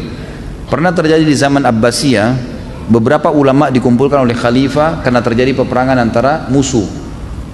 Wilayah Cina cekcok dengan sebagian wilayah Rusia, peranglah mereka. Di perbatasan Abbasiyah, dua-duanya ngirim surat minta tolong dibantu. Maka khalifah kumpulin ulama, ini kita apain nih sekarang? Bagaimana nih? Kita bantu atau enggak? Umumnya ulama waktu itu mengatakan enggak usah, ikut-ikutan, biarin aja, mereka kafir kok, biarin aja, mati sendiri. Tapi ada satu orang yang ditanya waktu itu, kalau tidak salah waktu itu yang ditanya adalah salah satu dari ulama, ya saya ragu namanya, tapi lebih baik saya tidak sebutin. Salah satu dari ulama yang hadir di situ. Kemudian dia ditanya, bagaimana pendapat anda? Dia bilang, setahu saya Amir Mukminin, jihad disyariatkan untuk membela kebenaran. Dan anda pada saat sudah diminta tolongin walaupun orang kafir, anda tahu mana yang benar, salah satunya anda harus bantu yang membela, yang benar itu. Menurut agama kita, karena orang yang sedang terzalimi misalnya, kita tahu itu benar dalam agama kita. Dan pasukan yang membela itu mati syahid. Walaupun dia sedang ya membela orang-orang non muslim, seperti perang antara mereka, karena kita sedang membela kebenaran di situ. Apa faedah bagi orang yang mengerjakan puasa sunnah Zulhijjah dari tanggal 1 sampai tanggal 9? Sudah saya sebutkan, ini kan hari-hari di mana yang lebih baik daripada jihad di jalan Allah, gitu kan? Dan sekarang kita tanggal 16 September ini masuk tanggal 2 Zulhijjah kalau kalender Indonesia, gitu kan? Karena kita lebaran tanggal 24. Inilah hari-hari emas yang sudah saya jelaskan. Hadis Nabi SAW, tidak ada hari-hari sepanjang tahun di mana amal soleh kalau dikerjakan dalamnya sunnah atau wajib lebih Allah cintai daripada yang dikerjakan di 10 awal bulan Zulhijjah. Lalu para sahabat mengatakan, jihad ya Rasulullah di jalan Allah, apakah itu juga belum bisa mengalahkan amal wajib dan sunnah di 10 awal Zulhijjah? Kata Nabi SAW, jihad pun tidak bisa mengalahkan kecuali seorang laki-laki yang keluar berperang membawa seluruh harta dan jiwanya lalu dia tidak membawa pulang keduanya. Maka sebagian ulama berijtihad mengatakan dianjurkan setiap muslim mengisi hari-harinya dengan ibadah, di antaranya di siang hari dengan puasa, malam hari dengan sholat malam. Tentu ulama ada yang mengatakan tidak ada puasa 9 hari, gitu kan? Puasa cuma tanggal 9 saja. Ini pendapat ulama. Ada pendapat lain yang mengatakan boleh berpuasa 9 hari itu. Beranjak dari, dan ini dianggap puasa nafilah, puasa tambahan. Ada hadis Bukhari berbunyi, kalau Nabi SAW pernah pulang ke rumahnya lalu menemui Aisyah dan berkata, wahai Aisyah, apakah engkau punya makanan? Dan hari itu bukan hari puasa ya, karena terbukti Nabi minta makanan, tapi Aisyah bilang nggak ada ya Rasulullah. Kata Nabi, kalau gitu saya puasa. Ulama mengatakan ini bukan puasa Senin Kamis, ini puasa tambahan. Orang kalau tidak punya makanan terus dia mau niat puasa boleh, namanya puasa nafilah. Nah, karena 9 hari ini adalah hari yang lebih baik daripada jihad, dan ada hadis tadi Nabi pernah berpuasa nafilah, maka dianjurkan puasa semaksimal mungkin, karena puasa adalah ibadah yang besar pahalanya, gitu ya. Bila tidak potong kuku dan rambut pada tanggal 1 dan sampai 9 akan mendapatkan pahala seperti orang yang berihram. Apakah berlaku pada orang yang ingin berkurban saja, Ustaz? Tentu tidak bisa dikatakan pahala seperti orang berihram. Gak ada dalil masalah itu ya. Itu ijtihad ulama saja. Jadi nggak ada dalil yang mengatakan orang kalau tidak potong kuku atau tidak potong rambut di 10 awal Zulhijjah sampai dia berkurban, itu adalah ya larangan dari Nabi. Kalau seseorang akan berkurban, janganlah dia memotong rambutnya atau kukunya sampai dia berkurban, dari tanggal 1 kemarin sampai lebaran nanti, sampai dia berkurban. Sunnah, disunnahkan untuk tidak memotong kuku dan memotong rambut, bukan wajib ya. Ya, ini lebih dekat kepada sunnah muakkadah, sunnah yang sangat ditekankan. Artinya kalau darurat antum mau potong memang darurat, ya sudah dipotong kalau darurat, tapi lebih afdal untuk tidak. Sebagian ulama berijtihad, bukan hadis ya, mengatakan karena orang yang mau berkurban seakan-akan dia berihram. Orang berihram tidak boleh potong kuku, tapi itu ijtihad bukan hadis. Jadi apakah dia seperti berihram atau tidak, intinya Nabi melarang untuk memotong kuku. Kita jalankan sunnah Nabi itu. Apa saja sunnah-sunnah dilakukan sebelum melakukan sholat Idul Adha? Apakah sama seperti Idul Fitri? Sunnahnya untuk tidak makan. Sunnahnya untuk tidak makan. Kalau Idul Fitri sunnahnya makan dulu. Tapi makan hanya sebagai syarat ya. Artinya karena sunnah Nabi, mungkin makan sebuah kue, ya mungkin sedikit makanan. Jangan makan yang besar gitu kan. Jadi makan syarat saja karena Nabi sunnahnya makan, dan Nabi SAW makan sebelum sholat Idul Fitri untuk membuktikan kepada para sahabat kalau puasa sudah selesai. Sementara Idul Adha beliau menunda makannya sampai selesai sholat Idul Adha, karena memang habis Idul Adha itu hari makan selama 4 hari.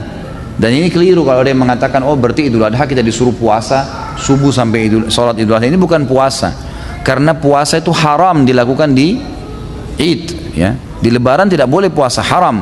Dan yang dilarang di sini hanya makanan, minuman, hubungan suami istri boleh. Itu pun makan juga kalau lapar boleh.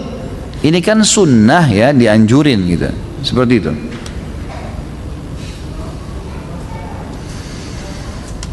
Habib itu apa Ustaz? Dan apa hubungannya dengan Habib di Indonesia? Kok banyak sekali pengikutnya? Kan sudah saya jelaskan dulu.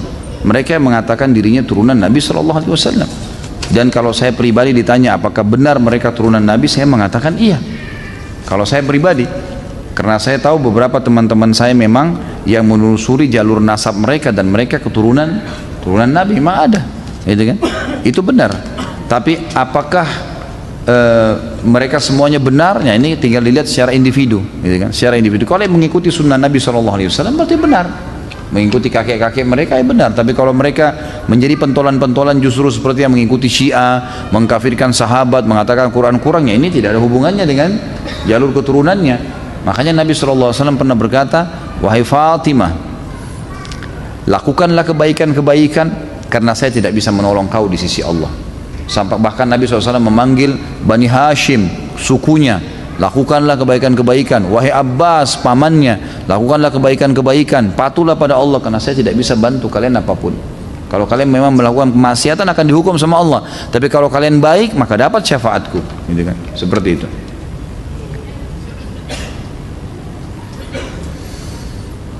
Afwan Ustaz, pertanyaan saya di luar tema. Dari tadi di luar tema. Ya, ingin saya tanyakan, apakah pada hari kiamat nanti orang-orang pelaku perbuatan-perbuatan bidah akan dibangkitkan bersama dengan orang-orang yang mereka contohi dalam melakukan perbuatan tersebut? Misal orang yang mengikuti seorang kiai yang mengajarkan tentang perbuatan ibadah yang tidak dicontohkan oleh Nabi SAW. Apakah orang-orang yang mengikuti perbuatan kiai tersebut akan dibagikan bersama dengannya? Mohon penjelasannya Ustaz. Kalau apakah dibangkitkan bersamanya, Allahu alam. Ini saya tidak tahu dalilnya. Tapi pasti akan dibangkitkan, dan nanti setiap orang yang menjadi penyebab orang lain melakukan satu perbuatan yang Allah tidak ridhoi, Rasulullah SAW tidak contohkan, pasti akan dipertemukan di mahkamahnya Allah dan akan diminta pertanggungjawaban masing-masing. Itu ada di riwayat masalah itu. Tapi apakah dibangkitkan secara bersamaan, ini saya tidak tahu dalilnya. Di kampung daerah saya di Gunung Kidul banyak sekali kasus bunuh diri dengan gantung diri. Kira-kira 3 hari yang lalu terjadi di tangga saya bunuh diri dengan gantung diri di dapur. Dan yang saya tanyakan pengurusan jenazahnya ya Ustaz, terutama bolehkah kita mensolatkannya? Kalau ulama nggak boleh mensolatinya. Kalau ulama dianjurkan untuk tidak mensolati orang yang bunuh diri dan orang yang masih punya utang. Karena memang ada hadis yang menjelaskan masalah itu.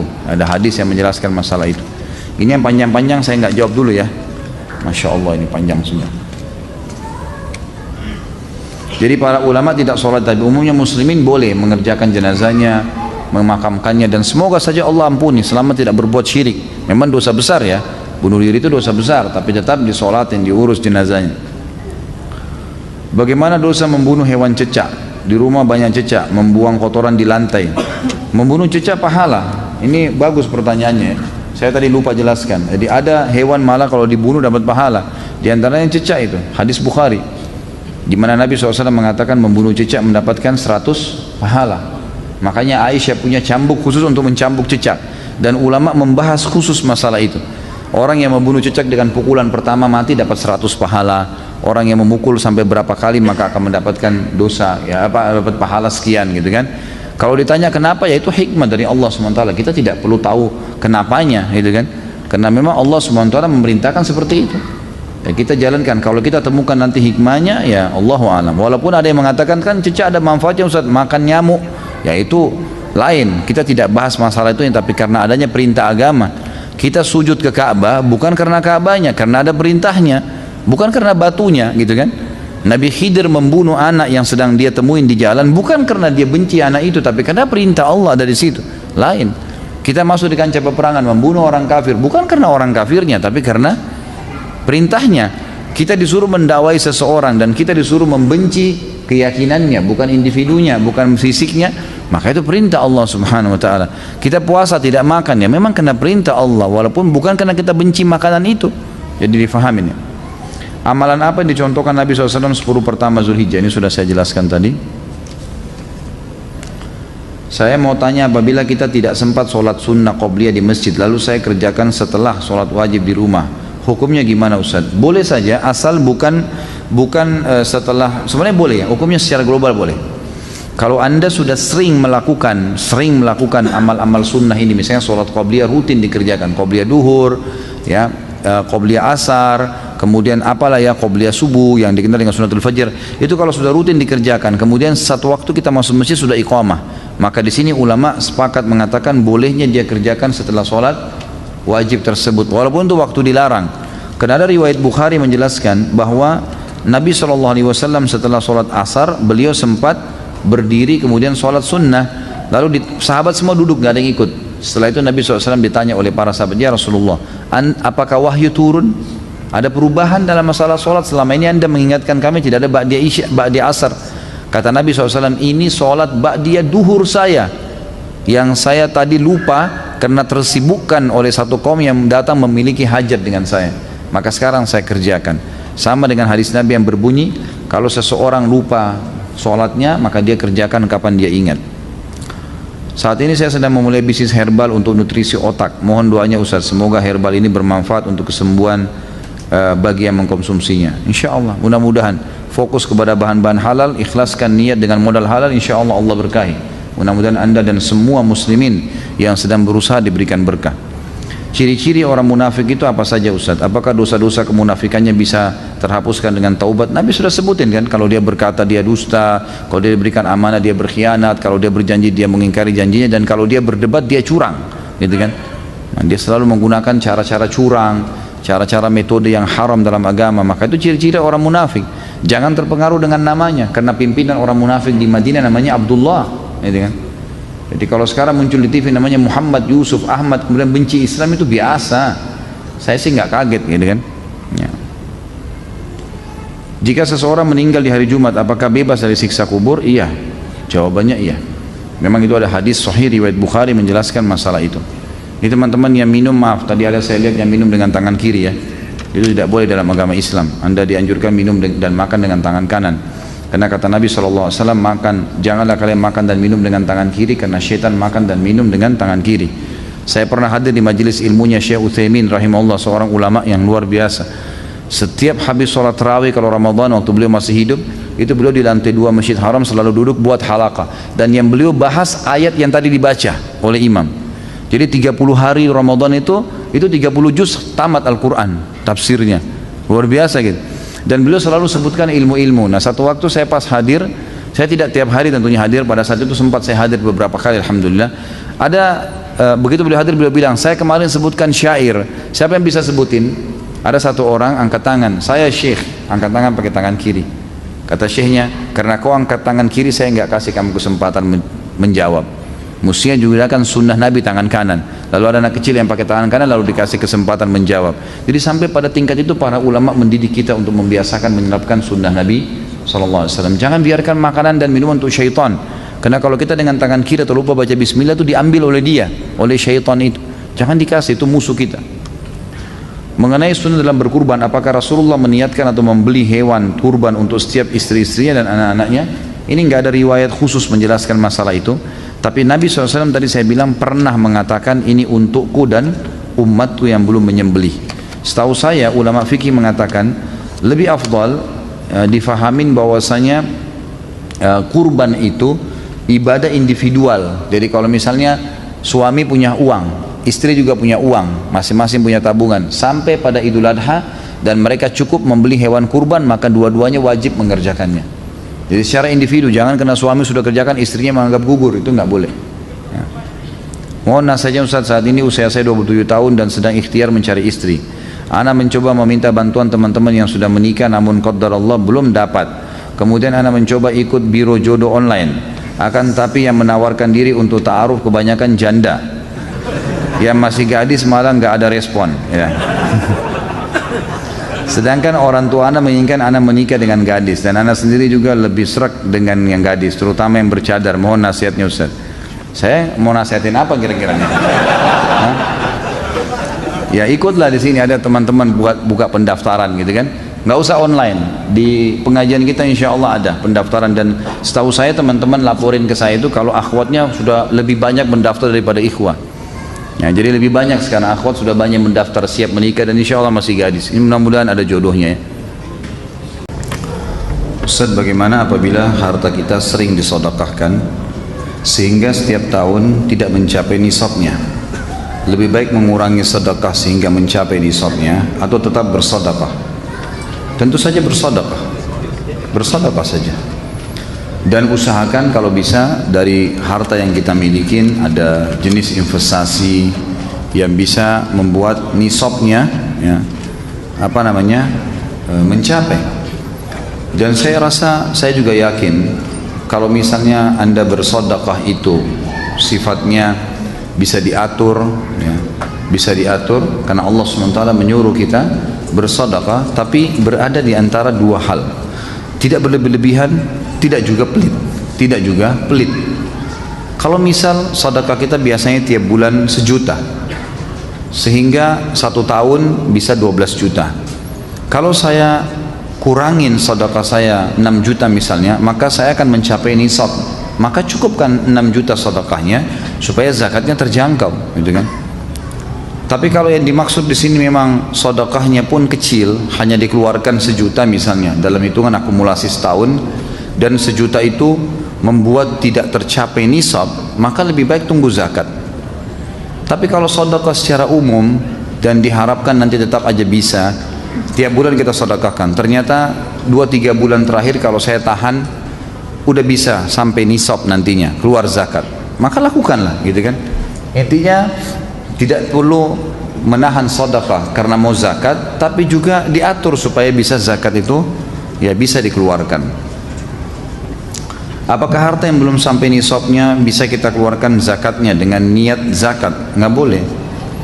Dan di sini harta itu diakumulasi ya, akumulasi total. Jadi jangan per item, simpanan kita, ya, deposit, bisnis yang diinvestasikan, gitu kan, kendaraan yang sudah niat ditransaksikan. Misal kita beli mobil untuk dijual belikan, semua itu diakumulasi pada saat tiba masa haulnya, dan dihitung dari modal dan keuntungan. Bukan cuma, kalau zakat itu bukan cuma sekedar dari keuntungan, tapi dari seluruh modal termasuk ada zakatnya, ya, dan semuanya. Dan zakat itu pensuciannya supaya harta tersebut bisa bersih. Kalau Anda sedang bisnis properti misalnya atau transaksi apa saja, kemudian tidak laku-laku, coba lakukan sedekah.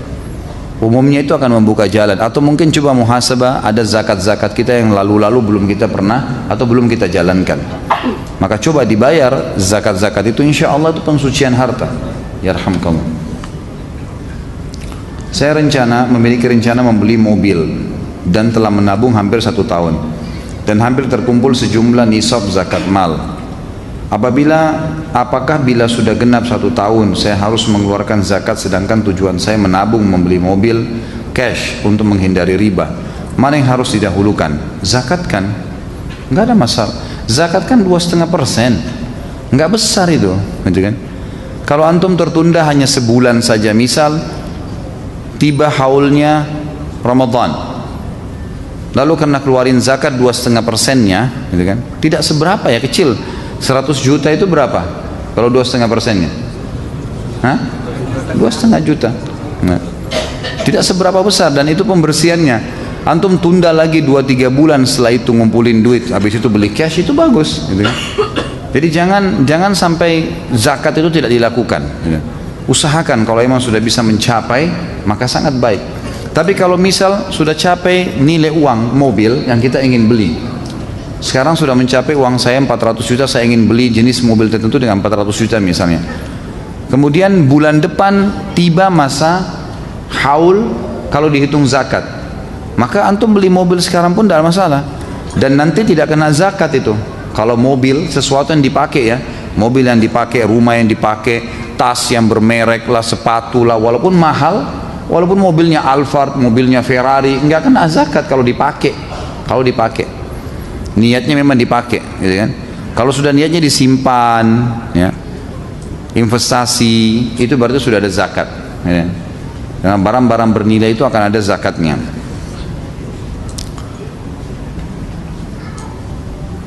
Barangkali Ustadz masih punya buku kumpulan doa yang di dalamnya terdapat sekitar 130 doa. Saya ingin memilikinya. Barangkali Ustadz masih punya beberapa. Ada sebenarnya ya, tapi saya nggak bawa buku itu. Dan di tempat saya sudah ada seorang ibu dengan suaminya, jazakumullah khair. Mereka membayar cetak ulangnya sekitar 3.000 buku, dan itu memang sudah ada bukunya dan sedang kita bagi, dan itu sudah berjalan pembagian. Cuma tadi saya nggak bawa. Insya Allah kalau memang masih ada tersisa pada pertemuan akan datang, saya usahakan bawa nanti. Mudah-mudahan bisa cukup dengan jumlah antum. Saya tidak tahu berapa jumlahnya itu. Saya pengangguran, memiliki sebuah rumah yang saya sewakan dan tabungan sebesar 200 juta. Bagaimana hitung-hitungan zakat saya? Rumah yang dipakai, yang saya sewakan, baik rumah sewa berarti investasi, ada zakatnya. Cara hitung zakatnya adalah nilai rumah itu berapa. Nilai rumah itu misalnya pada saat dibeli 100 juta. Sekarang nilai rumah itu 1 miliar. Yang dihitung modal awal beli. Jadi kalau saya beli rumah itu 10 tahun lalu, atau tanahnya harganya 10 juta, sekarang sudah 1 miliar, tetap 10 juta modalnya, ditambah dengan penghasilannya. penghasilan sewanya itu bukan dipisah ya. Penghasilan sewa, nilai rumah yang kita investasikan tadi, kemudian digabung dengan total harta yang lain, seperti tabungan tadi 200 juta. Diakumulasi totalnya semua berapa, misal mencapai nilai 400 juta. Dilihatlah harga emas 85 gram mencapai enggak? Oh mencapai, baiklah. Dikeluarin 2,5%-nya zakat. Gini loh teman-teman, jangan terbebani dengan zakat yang 2,5% ya. Itu enggak ada masalah, enggak berat itu. Coba dikeluarkan insya Allah, itu kewajiban, rukun Islam. Dan itu penyebab datangnya rezeki, gitu ya. Jadi jangan terlalu khawatir. Bahkan ulama mengatakan kalau misalnya ada orang punya aset, tapi dia tidak punya, ya, tidak punya uang cash yang dia bisa keluarin zakat, kapan dia bisa punya aset dia keluarin zakatnya? Tapi terhitung dia hutang sama Allah itu, karena dia sedang punya, gitu kan? Cuma dalam bentuk aset. Misal dia punya investasi properti belum laku, gitu kan? Tapi sudah lewat masa haulnya, maka pada saat laku nanti dia keluarkan zakat hitungan dari haul yang sebelumnya, gitu kan. Yang belum laku masuk dalam haul yang nanti, gitu. Seperti itu hitungannya.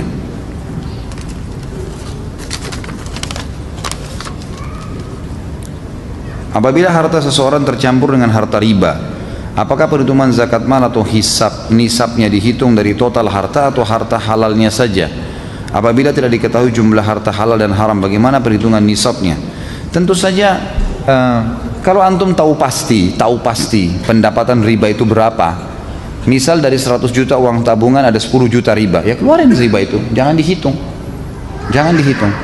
gitu kan? Tapi kalau misal itu riba, bunga bank, hasil riba itu harus dikeluarkannya untuk fasilitas umum seperti sumur, perbaikan jalan, paving blok, ya, got, selokan dan seterusnya, ini perairan, itu semua dibolehkan. Lalu kemudian hitunglah yang tersisa dari yang halal, itu lebih baik, lebih aman, gitu kan? Apakah panitia zakat sama dengan amil? Sama. Panitia zakat, amil bahasa Arabnya ya. Ya bahasa Indonesianya panitia lah, pengelola, sama. Bagaimana hukumnya membayar zakat fitrah dengan uang ke masjid dan kemudian oleh masjid tersebut diberikan beras dan makanan pokok baru dibagikan kepada orang yang berhak seperti yang biasa dilakukan di Indonesia? Apakah hal itu diperbolehkan? Asal panitianya belikan beras boleh. Tapi kalau antum kasih uang ke fakir miskin, ini zakat fitrah saya ya, itu nggak boleh. Jadi zakat fitrahnya makanan pokok. Tapi kalau panitianya belikan beras ya sudah masuk, nggak ada masalah. Walaupun kita store uang. Apakah ada hukum had untuk orang yang memiliki kemampuan untuk membayar zakat tapi dia tidak membayarnya? Kalau had sih tidak ada ya, tapi Abu Bakar memerangi mereka. Dan hukuman yang tadi disebutkan adalah pemerintah setempat bisa mengambil harta mereka, gitu kan? Yang tidak keluarin zakat itu, dipaksa dihitung berapa zakatnya, lalu dikeluarkan setengah, ditambah setengah dari hartanya. Tapi kalau had hukuman cambuk nggak pernah saya temukan dalilnya. Bagaimana hukumnya orang yang dengan sengaja mengambil harta zakat sementara dia bukanlah orang yang berhak? Haram, dosa. Gimana caranya? Bukan haknya dia ambil. Sama umumnya ngambil sendal yang bukan dia punya, mencuri kan? Ya mencuri itu namanya, bukan hak dia, tidak boleh sama sekali. Apakah harta zakat boleh digunakan untuk membangun fasilitas umum? Ini umumnya jumhur ulama mengatakan tidak boleh. Yang kecil tadi pendapat, yang marjuh, yang dinomor duakan, yang mengatakan makna salah satu dari terima pemilih zakat fi sabilillah, ini bukan cuma jihad tapi semua di jalan Allah. Ini sebagian ulama Mesir mengatakan hal tersebut. Maka inilah yang membuat mereka mengatakan bolehnya dilarikan ke fasilitas umum, termasuk bangun masjid. Tapi pendapat jumhur ulama lebih baik jangan. Apakah sama antara zakat dengan pajak? Karena ada sebagian orang yang beranggapan sama. Sama sekali beda. Pajak nggak ada urusannya. Pajak itu peraturan pemerintah, bukan zakat mal antum, gitu kan? Tidak ada urusannya. Dan pajak dimasukkan kepada pembelian makanan yang kita keluarkan setiap makan, itu kan? Tidak ada hubungannya. Zakat ada syarat haul dan nisab tadi.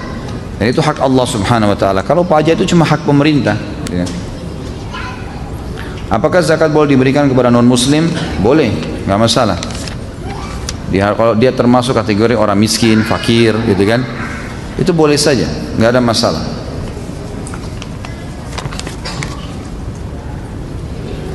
Apakah uang kertas ada zakatnya? Karena sebagian ulama berpendapat uang kertas itu haram, hanya dinar dan dirham yang bisa. Ada zakatnya. Gimana? Dia senilai dengan emas dan perak, gitu kan? Para ulama yang mengatakan hanya dinar dan dirham ini cuman mengambil zahir hadisnya. Kalau jumhur ulama sekarang itu mengatakan tidak. Harta uang termasuk sekarang uang kertas punya nilai seperti nilai emas. Buktinya dipakai jual beli, gitu kan? Emas boleh dibeli dengan uang kertas tersebut, uang kertas emas juga bisa diuang kertaskan.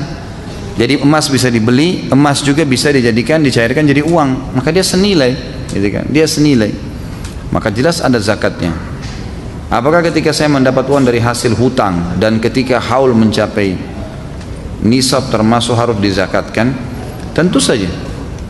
Kalau orang membayar, Anda punya piutang, orang lain bayar, sudah kembali uang itu, dan kita dalam perputaran haul kita. Tangkap baik-baik ini ya, fahami baik-baik. Antara haul saya Ramadan, jingin aja. Kalau kita ambil Masehi misalnya, Januari ke Januari, supaya mudah difahami. Ini saya niatkan haul saya. Februari saya dapat uang warisan. Maret saya dapat keuntungan dari transaksi jual beli mobil. Juli orang lain bayar utang kepada saya. Ini kan semua masih berkecamuk di dalam haul kita. Tiba nanti Januari, tutup buku, akumulasi total harta yang tersimpan dan investasi dikali 2,5%, gitu kan? Tidak dikeluarkan pada saat itu, tapi pada saat tiba masa haulnya. Apakah dari 8 asnaf tersebut ada prioritas berdasarkan urutan ataukah tidak ada? Setahu saya sih tidak ada. Mana yang kira-kira di hadapan kita, gitu kan? Kalau lagi jihad dikumandangkan, jihad kita dahulukan. Kalau depan kita ada fakir miskin, fakir ya fakir, miskin ya miskin. Tergantung. Kalau setahu saya ulama membebaskan, bebas saja. Orang boleh mengeluarkan zakat malnya, haknya dia. Dia mau kasih ke siapa? Dia mau kasih ke mu'allaf kah? Dia mau kasih, dia mau titipkan kepada badan amil zakat kah? Itu bebas saja. Apakah piutang termasuk dihitung harta untuk zakat nantinya? Kalau belum diterima enggak. Kalau belum di tangan, enggak. Sama antum investasi begini. Saya beli mobil 5. Pas di akhir haul. Misal Januari ke Januari. Akhir Desember saya beli 5 mobil, gitu kan.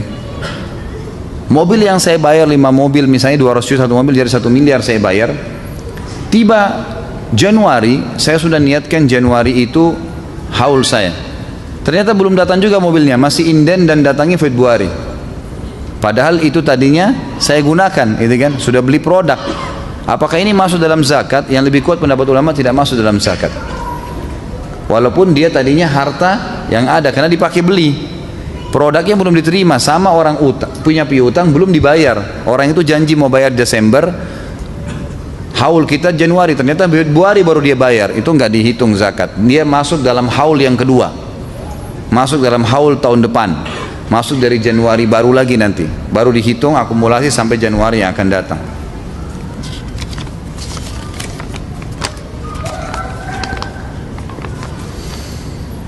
Mohon doanya atas kesembuhan ayah saya yang sedang sakit dirawat di rumah sakit. Semoga Allah sembuhkan insyaallah, dan semoga menjadi pembersihan dosa-dosa beliau dan juga peninggian derajatnya. Apakah ada doa khusus bagi orang yang sedang sakit atau yang bisa diucapkan oleh orang lain kepada orang yang sedang sakit agar lekas disembuhkan penyakitnya itu? Tentu ada, banyak sekali. Seperti misalnya hadis yang sahih kata Nabi SAW, siapa yang menjenguk orang yang sedang sakit lalu kemudian dia membaca 7 kali As'alullahal azim, itu potongan pertama. Rabbul arshil azim, potongan kedua. Ayyashfiyaka, agar menyembuhkanmu, dibaca 7 kali. As'alullahal azim, saya meminta kepada Allah yang maha agung. Rabbul arshil azim, ya, pemilik singgasana yang agung. Ayyashfiyaka, agar menyembuhkanmu. Kalau laki-laki ayyashfiyaka, kalau perempuan ayyashfiyaki. Sekali lagi, as'alullahal azim, Rabbul arshil azim, ayyashfiyaka. Ini dibaca 7 kali. Yang kedua adalah hadis sahih juga berbunyi, kata Nabi SAW, siapa yang sedang ini tadi hadis yang pertama, kata Nabi SAW, siapa yang membaca ini pada seseorang selama ajalnya belum datang pasti Allah sembuhkan. Jaminan dari Nabi SAW. Makanya dia baca dengan yakin. Dan teman-teman yang sudah memegang buku ruqyah, yang kemarin itu yang sempat diambil, maka itu boleh dibaca kepada orang sakit. Dan ini termasuk doa yang saya sebutkan ada di dalam buku ruqyah itu. Bisa juga sambil memegang tempat sakit membaca Bismillah, a'udzubillah min syarri ma wajada wa hadarah. Kalau dia laki-laki kita mengatakan itu Bismillah dengan nama Allah, a'udzubillah saya berlindung kepada Allah, min syarri dari semua keburukan, ma wajada wa hadarah, apa yang sedang dia rasakan, yang sedang dia hati-hati. Kalau perempuan ma wajadat wa hadarat pakai tak gitu kan. Kalau laki-laki ma wajada wa hadara. Kalau kita sendiri pegang tempat sakit misalnya dada kita lalu mengatakan Bismillah a'udzubillahi min syarri ma ajidu wa uhadhiru. Ajidu yang saya dapatkan. Bismillah dengan nama Allah, a'udzubillah saya berlindung kepada Allah, min syarri dari keburukan, ma ajidu apa yang saya rasakan, wa uhadhiru dan saya hati-hati darinya. Kalau orang lain, laki-laki misalnya ayah kita pegang tempat sakitnya sambil membaca Bismillah, a'udzubillahi min syarri ma wajada wa hadara, gitu kan. Kalau perempuan wajadat wa hadarat, dipegang tempat sakit dibaca 7 kali. Yang ketiga hadis sahih juga dianjurkan Nabi SAW melakukannya dengan cara memegang tangan beliau di debu, di tanah, menyentuhkan dengan kalau kita lantai mungkin ada tanah. Lalu kemudian beliau sambil meniupkan dengan sedikit air ludah, ya, itu membaca doa, ya, Bismillah turbati ardina biriqati ba'dina yushfa bihi saqimuna. Bismillah dengan nama Allah, turbati ardina kesucian tanah kami, biriqati ba'dina dengan sebagian air ludah kami, yushfa bihi saqimuna disembuhkan orang sakit di antara kami. Lalu ditempelkan di tempat yang sakit. Yang keempat adalah hadis sahih juga berbunyi Allahumma rabban nas adhibil ba's ishfi anta syafi la shifa illa shifa'uka shifa'an la yugadiru saqama. Allahumma rabban nas, ya Allah Tuhannya manusia, adhibil ba's hilangkanlah penyakit ini, ishfi sembuhkanlah, anta syafi la shifa illa shifa'uk, karena sembuhkanlah karena tidak ada kesembuhan kecuali dari sisimu, gitu kan. Ishfi anta syafi la shifa illa shifa'uk shifa'an la yughadiru saqama, kesembuhan yang tidak meninggalkan bekas. Itu dianjurkan juga untuk dibaca. Dan ada beberapa doa-doa lain bisa kembali kepada buku ruqyah itu. Apakah uang hasil dari arisan juga dizakatkan jika sudah melalui 1 haul dan nisab? Apakah hukum arisan? Semuanya, semua harta yang kita investasikan kah, tabung kah, arisan itu kan biasanya ditabung ya. Ceritanya begitu ya. Orang nabung, dia kasih tiap bulan, nanti dia terima kapan, gitu kan. Maka itu menabung sama, tabungan dan investasi, simpanan dan investasi ada zakatnya, akumulasi dengan total harta. Arisan sendiri nggak ada masalah sebenarnya kalau tidak ada unsur-unsur ribawiyahnya. Dengan masuk di umumnya dalam buku fikih kata ulama syarikat ta'awun, sama dengan sebuah perusahaan untuk bekerja sama, saling bantu membantu. 10 orang ikut masing-masing menyerahkan uang 1 juta 1 bulan, kemudian 10 juta diterima, lalu dibantulah orang yang paling mendesak, gitu kan, dari teman-temannya, kemudian masing-masing tetap menyetor agar mendapatkan 10 juta, tidak ada tambahan, tidak ada kurangan, gitu kan. Maka itu tidak ada masalah. Allahu a'lam. Apakah yang benar zakat fitrah atau zakat fitri? Fitrah, gitu kan. Lalu kapan waktu yang baik zakat? Bolehkah di awal Ramadan? Bolehkah kita zakat lewat instansi yang mengurus zakat atau ZIS? Lebih afdalnya ke orang miskin langsung atau adakah akad zakatnya? Tentu zakat fitrah pertama, kalau waktunya untuk zakat di awal Ramadan atau di waktu mana itu tergantung. Anda ini niatkan kapan, ya? Kalau kita niat, maka saya sarankan selalu jemaah saya, kalau niat untuk haulnya, masa setahunnya, niatkan bulannya, jangan tanggal atau harinya. Misal gini, saya niat haul saya Ramadan, jadi selama Ramadan sebulan itu kita termasuk waktu haul kita. Kalau kita niatkan misalnya haul saya 15 Ramadan, nah ini berarti tanggal 15 harus dikeluarkan, gitu kan. Jadi niatkan bulannya. Masalah awal atau akhir Ramadan tergantung niat kita. Kalau kita niatnya 1 bulan tadi, bebas-bebas saja. Bolehkah kita keluarkan melalui instansi? Boleh saja, nggak ada masalah. Nah, boleh juga kalau mau tanya lebih afdal kita berikan langsung, tergantung keadaan. Kalau kita tidak ada waktu, tidak tahu siapa yang mau dikasih, takutnya salah, kasih saja lembaga-lembaga itu tuh pengelola-pengelola. Tapi kalau kita yakin ada kerabat kita, ada orang susah, tetangga kita kasih langsung, silakan, semuanya boleh. Tapi tidak ada akad. Ini dikatakan apakah ada akad zakat? Tidak ada akad zakat. Jadi tidak ada sama sekali. Zakat fitrah nggak ada akadnya, zakat mal nggak ada akadnya. Ini biasa cuma di karang-karang saja ini. Ya, orang kalau kasih zakat fitrah diminta salaman, terus disebutkan, disuruh bacain niatnya, diikrarkan dan terusnya. Ini mau nikah atau mau apa ini? Apakah doa zakat fitrah sebagaimana jika kita zakat?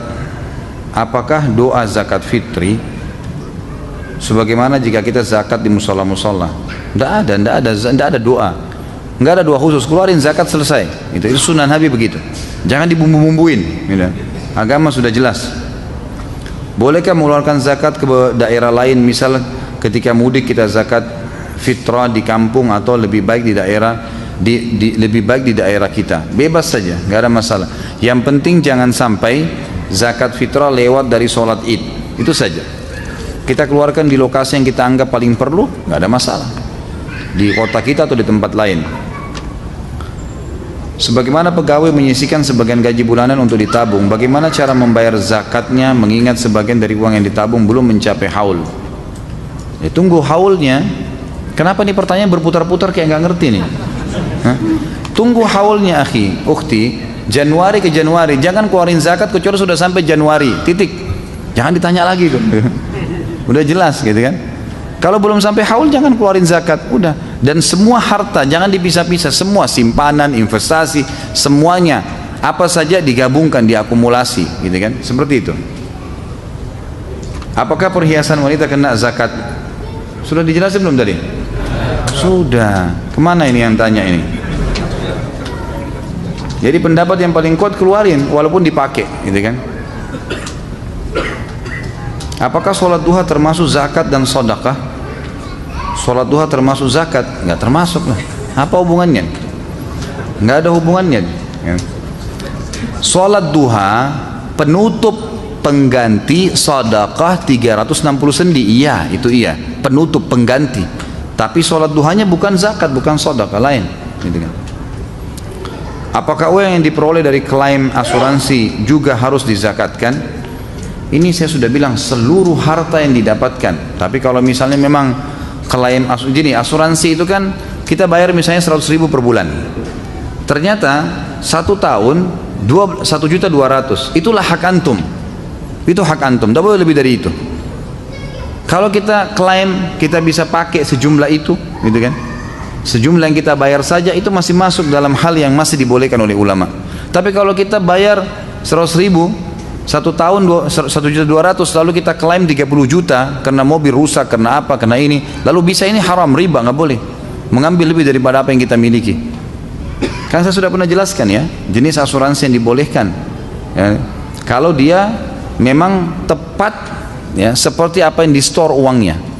Saya punya perusahaan asuransi, diberikan kepada saya uang, saya buka untuk asuransi mobil misalnya 5 juta per bulan, per tahun.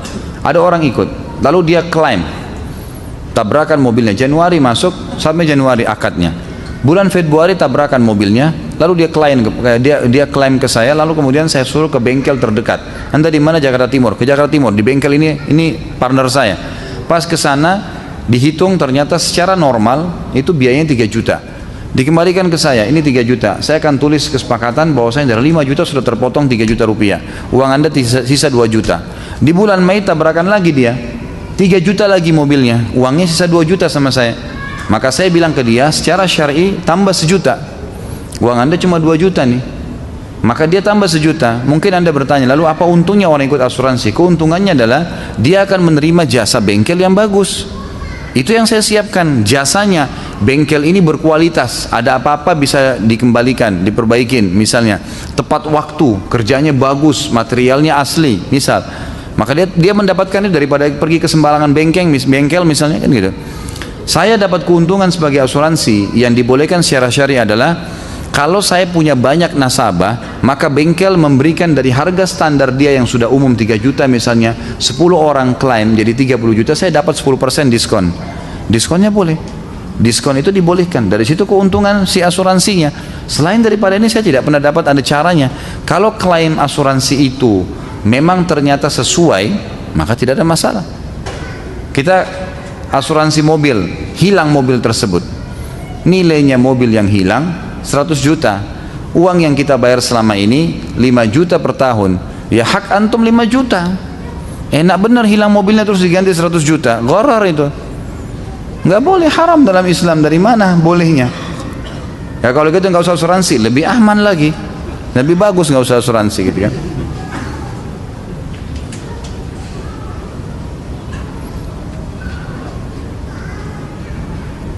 Apa ini? Ustadz ini maaf sebelumnya jika ada pemahaman yang salah dari ayah saya. Semoga dimaafkan. Bagaimana menyikapi seseorang yang mengatakan, saya masih ingat dulu waktu saya masih kecil ayah saya pernah bilang, ustadz sering dakwah mengajak untuk pada infak, sedekah, zakat. Namun giliran ada bencana alam seperti banjir, kebakaran hutan dan lain, ustadz jarang yang kelihatan membantu. Malah artis-artis di TV yang getol benar-benar kelihatan membantu. Karena artisnya disoting. Kan itu. Ustadznya nggak pernah diliput, gitu kan? Itu yang terjadi. Waktu terjadi tsunami Aceh, yang paling banyak di lapangan itu ustadz semua tuh, jenggot semua, dahinya hitam semua tuh. Tapi nggak ada yang sorotin media. Begitu artis satu muncul, nah ini artis nih bisa nilai jual, disorot, wajar lah kelihatan. Dan memang ustadz mana mau dia pamer-pamer, gitu kan?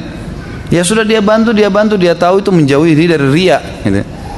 Ya mudah-mudahan saja Allah ampuni. Menurut saya keliru pemahaman ayah anda, gitu kan? Semoga Allah maafkan. Adakah zakat kendaraan dan rumah? Ini gimana jawabnya? Hah? Bagaimana jika rumah dikontrakkan setahun misalnya 25 juta? Apakah harus dizakatin atau rumah akan dijual tapi belum laku? Apakah juga dizakatin? Berputar-putar sama nih pertanyaan. Teman-teman sekalian, yang dipakai tidak ada zakatnya. Rumah antum satu di sini, satu di Bandung, dua-duanya dipakai. Di sini tinggal, di Bandung kalau pulang liburan, nggak ada zakatnya. Tidak ada zakat walaupun nilainya 10 miliar. Selama dipakai nggak ada zakat. Jangan tanya lagi nih. Ini terputar-putar terus di situ. Kayaknya belum makan tadi ya. Kok kayak tidak ngerti.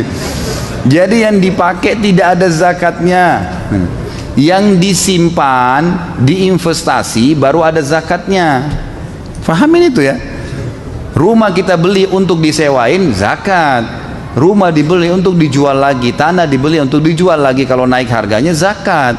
Tapi kalau dijual untuk simpan dan kita, maksudnya untuk kita bangun, ini saya akan bangun rumah saya sekarang lagi ngumpulin duit, tidak ada zakatnya karena sudah akan ditinggalin, gitu kan. Selama ditinggalin itu tidak ada. Kalau rumah dikontrakin misal setahun 25 juta, maka diakumulasikan, kita terima 25 juta. Januari, ingat haulnya tadi, Januari ke Januari. Januari ini saya sewain rumah saya setahun 25 juta, sudah dibayar sama dia, sudah masuk dalam pemasukan saya di Januari, sudah masuk dalam hitungan haul itu kan. Baik, pakai uang itu, silahkan pakai beli makanan, beli baju, beli segala, silahkan dipakai, investasi lagi, nggak ada yang dihitung di situ, zakat nggak ada, sedekah silahkan, zakat nggak ada. Tunggu Januari tahun depan, tiba haul, tutup buku sendiri. Mau hasil dari kontrak 25 juta kah, mau dari gaji kah, mau apa saja yang diinvestasi dan disimpan, dihitung akumulasi total, bukan dipilah-pilah. Jadi jangan lagi tanya rumah kontrakan zakatnya atau tidak, sebentar perhiasan di zakatnya, semua total saudaraku, diakumulasi, kan gitu. Apakah zakat penghasilan berdagang itu diambil dari keuntungan bersih setelah dikurangi biaya pengeluaran seperti listrik, telepon, uang makan, atau sebelum dikurangi? Bagaimana dengan piutang dagang? Tentu pada saat tiba haul, keluarkan semua utang. Kalau ada utang bayar, silakan pada saat itu ya, dibayar. Ada orang punya KPR, dia masih setahun lagi, misal 2 tahun misalnya, setahun berlalu, tiba masa haul, dan pada saat itu tiba haul Januari, dia harus membayar 5 juta KPR-nya. Dia bayar KPR 5 juta tuh, 5 jutanya, jangan dihitung sisa 1 tahunnya, itu tidak ada urusannya. Yang pada saat kita mau keluarkan zakat di haul, itu kita harus bayar 5 juta, bayar 5 juta itu, dikeluarkan. Kemudian bayar listrik, bayar telepon, pada saat itu dibayar semua. Selesai, sisanya silakan dikeluarin zakatnya, 2,5%. Ya kan itu. Jadi setelah dikeluarkan kebutuhan. Apa kalau piutang dagang tidak dihitung? Piutang dagang tidak dihitung. Piutang saya sudah bilang tadi, kalau belum diterima nggak ada zakatnya. Kalau sudah di tangan baru, gitu kan? Apakah semua hasil pertanian wajib dizakati atau hanya 4 hinta saja? 4 saja, gandum halus, syair, gandum kasar, kurma, zabib. Sebagaimana riwayat Imam Hakim dan Baihaqi. Setahu saya, ya, pendapat itu khilaf di antara ulama, tapi setahu saya adalah dikeluarkan zakat, gitu kan? Selama mencapai takaran 600 kilo. Nanti coba dibaca di buku yang saya katakan itu lebih terinci ya. Judulnya Panduan Praktis Zakat, diterbitkan oleh Pustaka Ibnu Umar.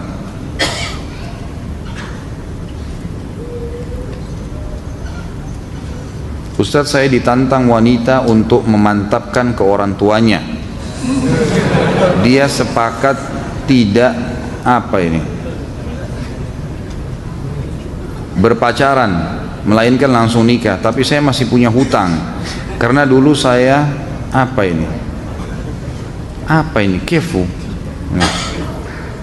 Bagaimana pertanyaan saya? Saya nggak ngerti. Ada yang bisa bacain?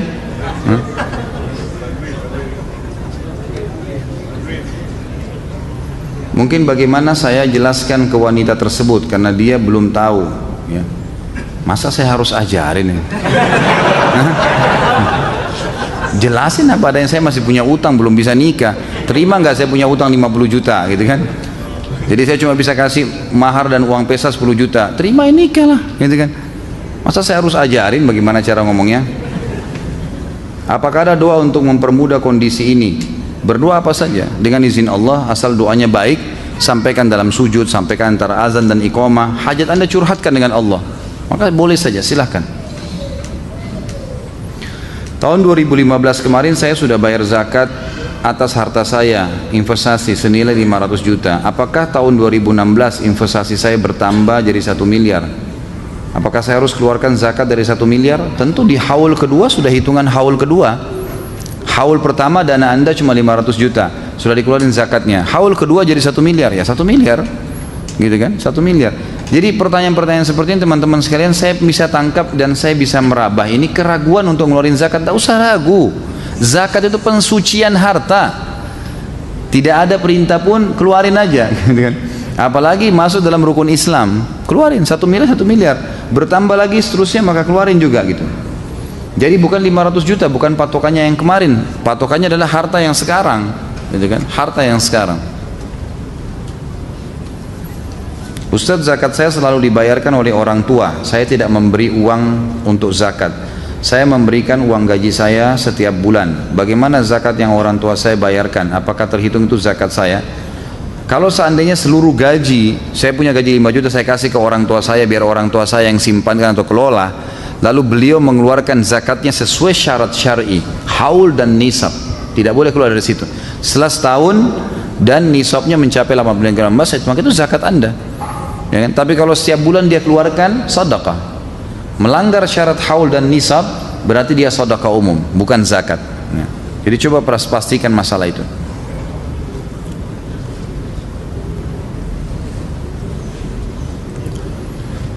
Maaf Ustaz, saya klarifikasikan penyampaian Ustaz di salah satu video YouTube tentang hadis malaikat menjumpai kita 70 kali sehari setiap 21 menit. Bagaimana dengan derajat hadis tersebut? Hadis ini diperselisihkan oleh para ulama. Ada yang mendhaifkannya gitu kan. Tapi karena banyaknya jalur yang ada, maka ada yang menggunakannya sebagai peringatan gitu. Karena dia bukan masuk dalam sebuah hukum gitu kan. Kalau hadis-hadis lemah itu tidak masuk dalam sebuah hukum dan hadisnya tidak begitu lemah, maka masih dipakai gitu kan.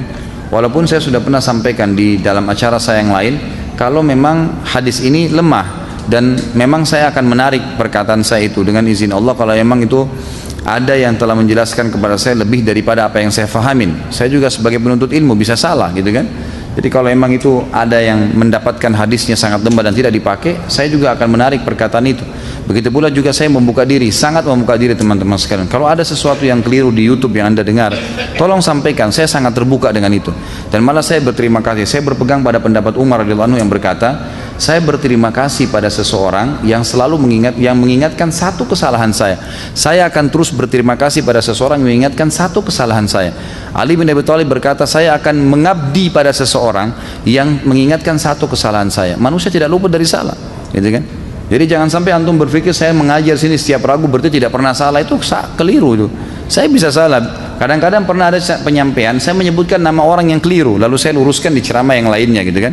Mungkin karena cepatnya saya menyampaikan atau mungkin pada saat itu lalai, ya, maka saya menyampaikan keliru. Ya, maka itu satu hal yang wajar terjadi. Dan saya tidak mengatakan oh enggak saya benar, kalau salah ya salah gitu kan. Penuntut ilmu itu harus bisa mengakui kesalahan dia dan memperbaikinya dan berhenti pada saat itu. Insya Allah itu tidak ada masalah ya.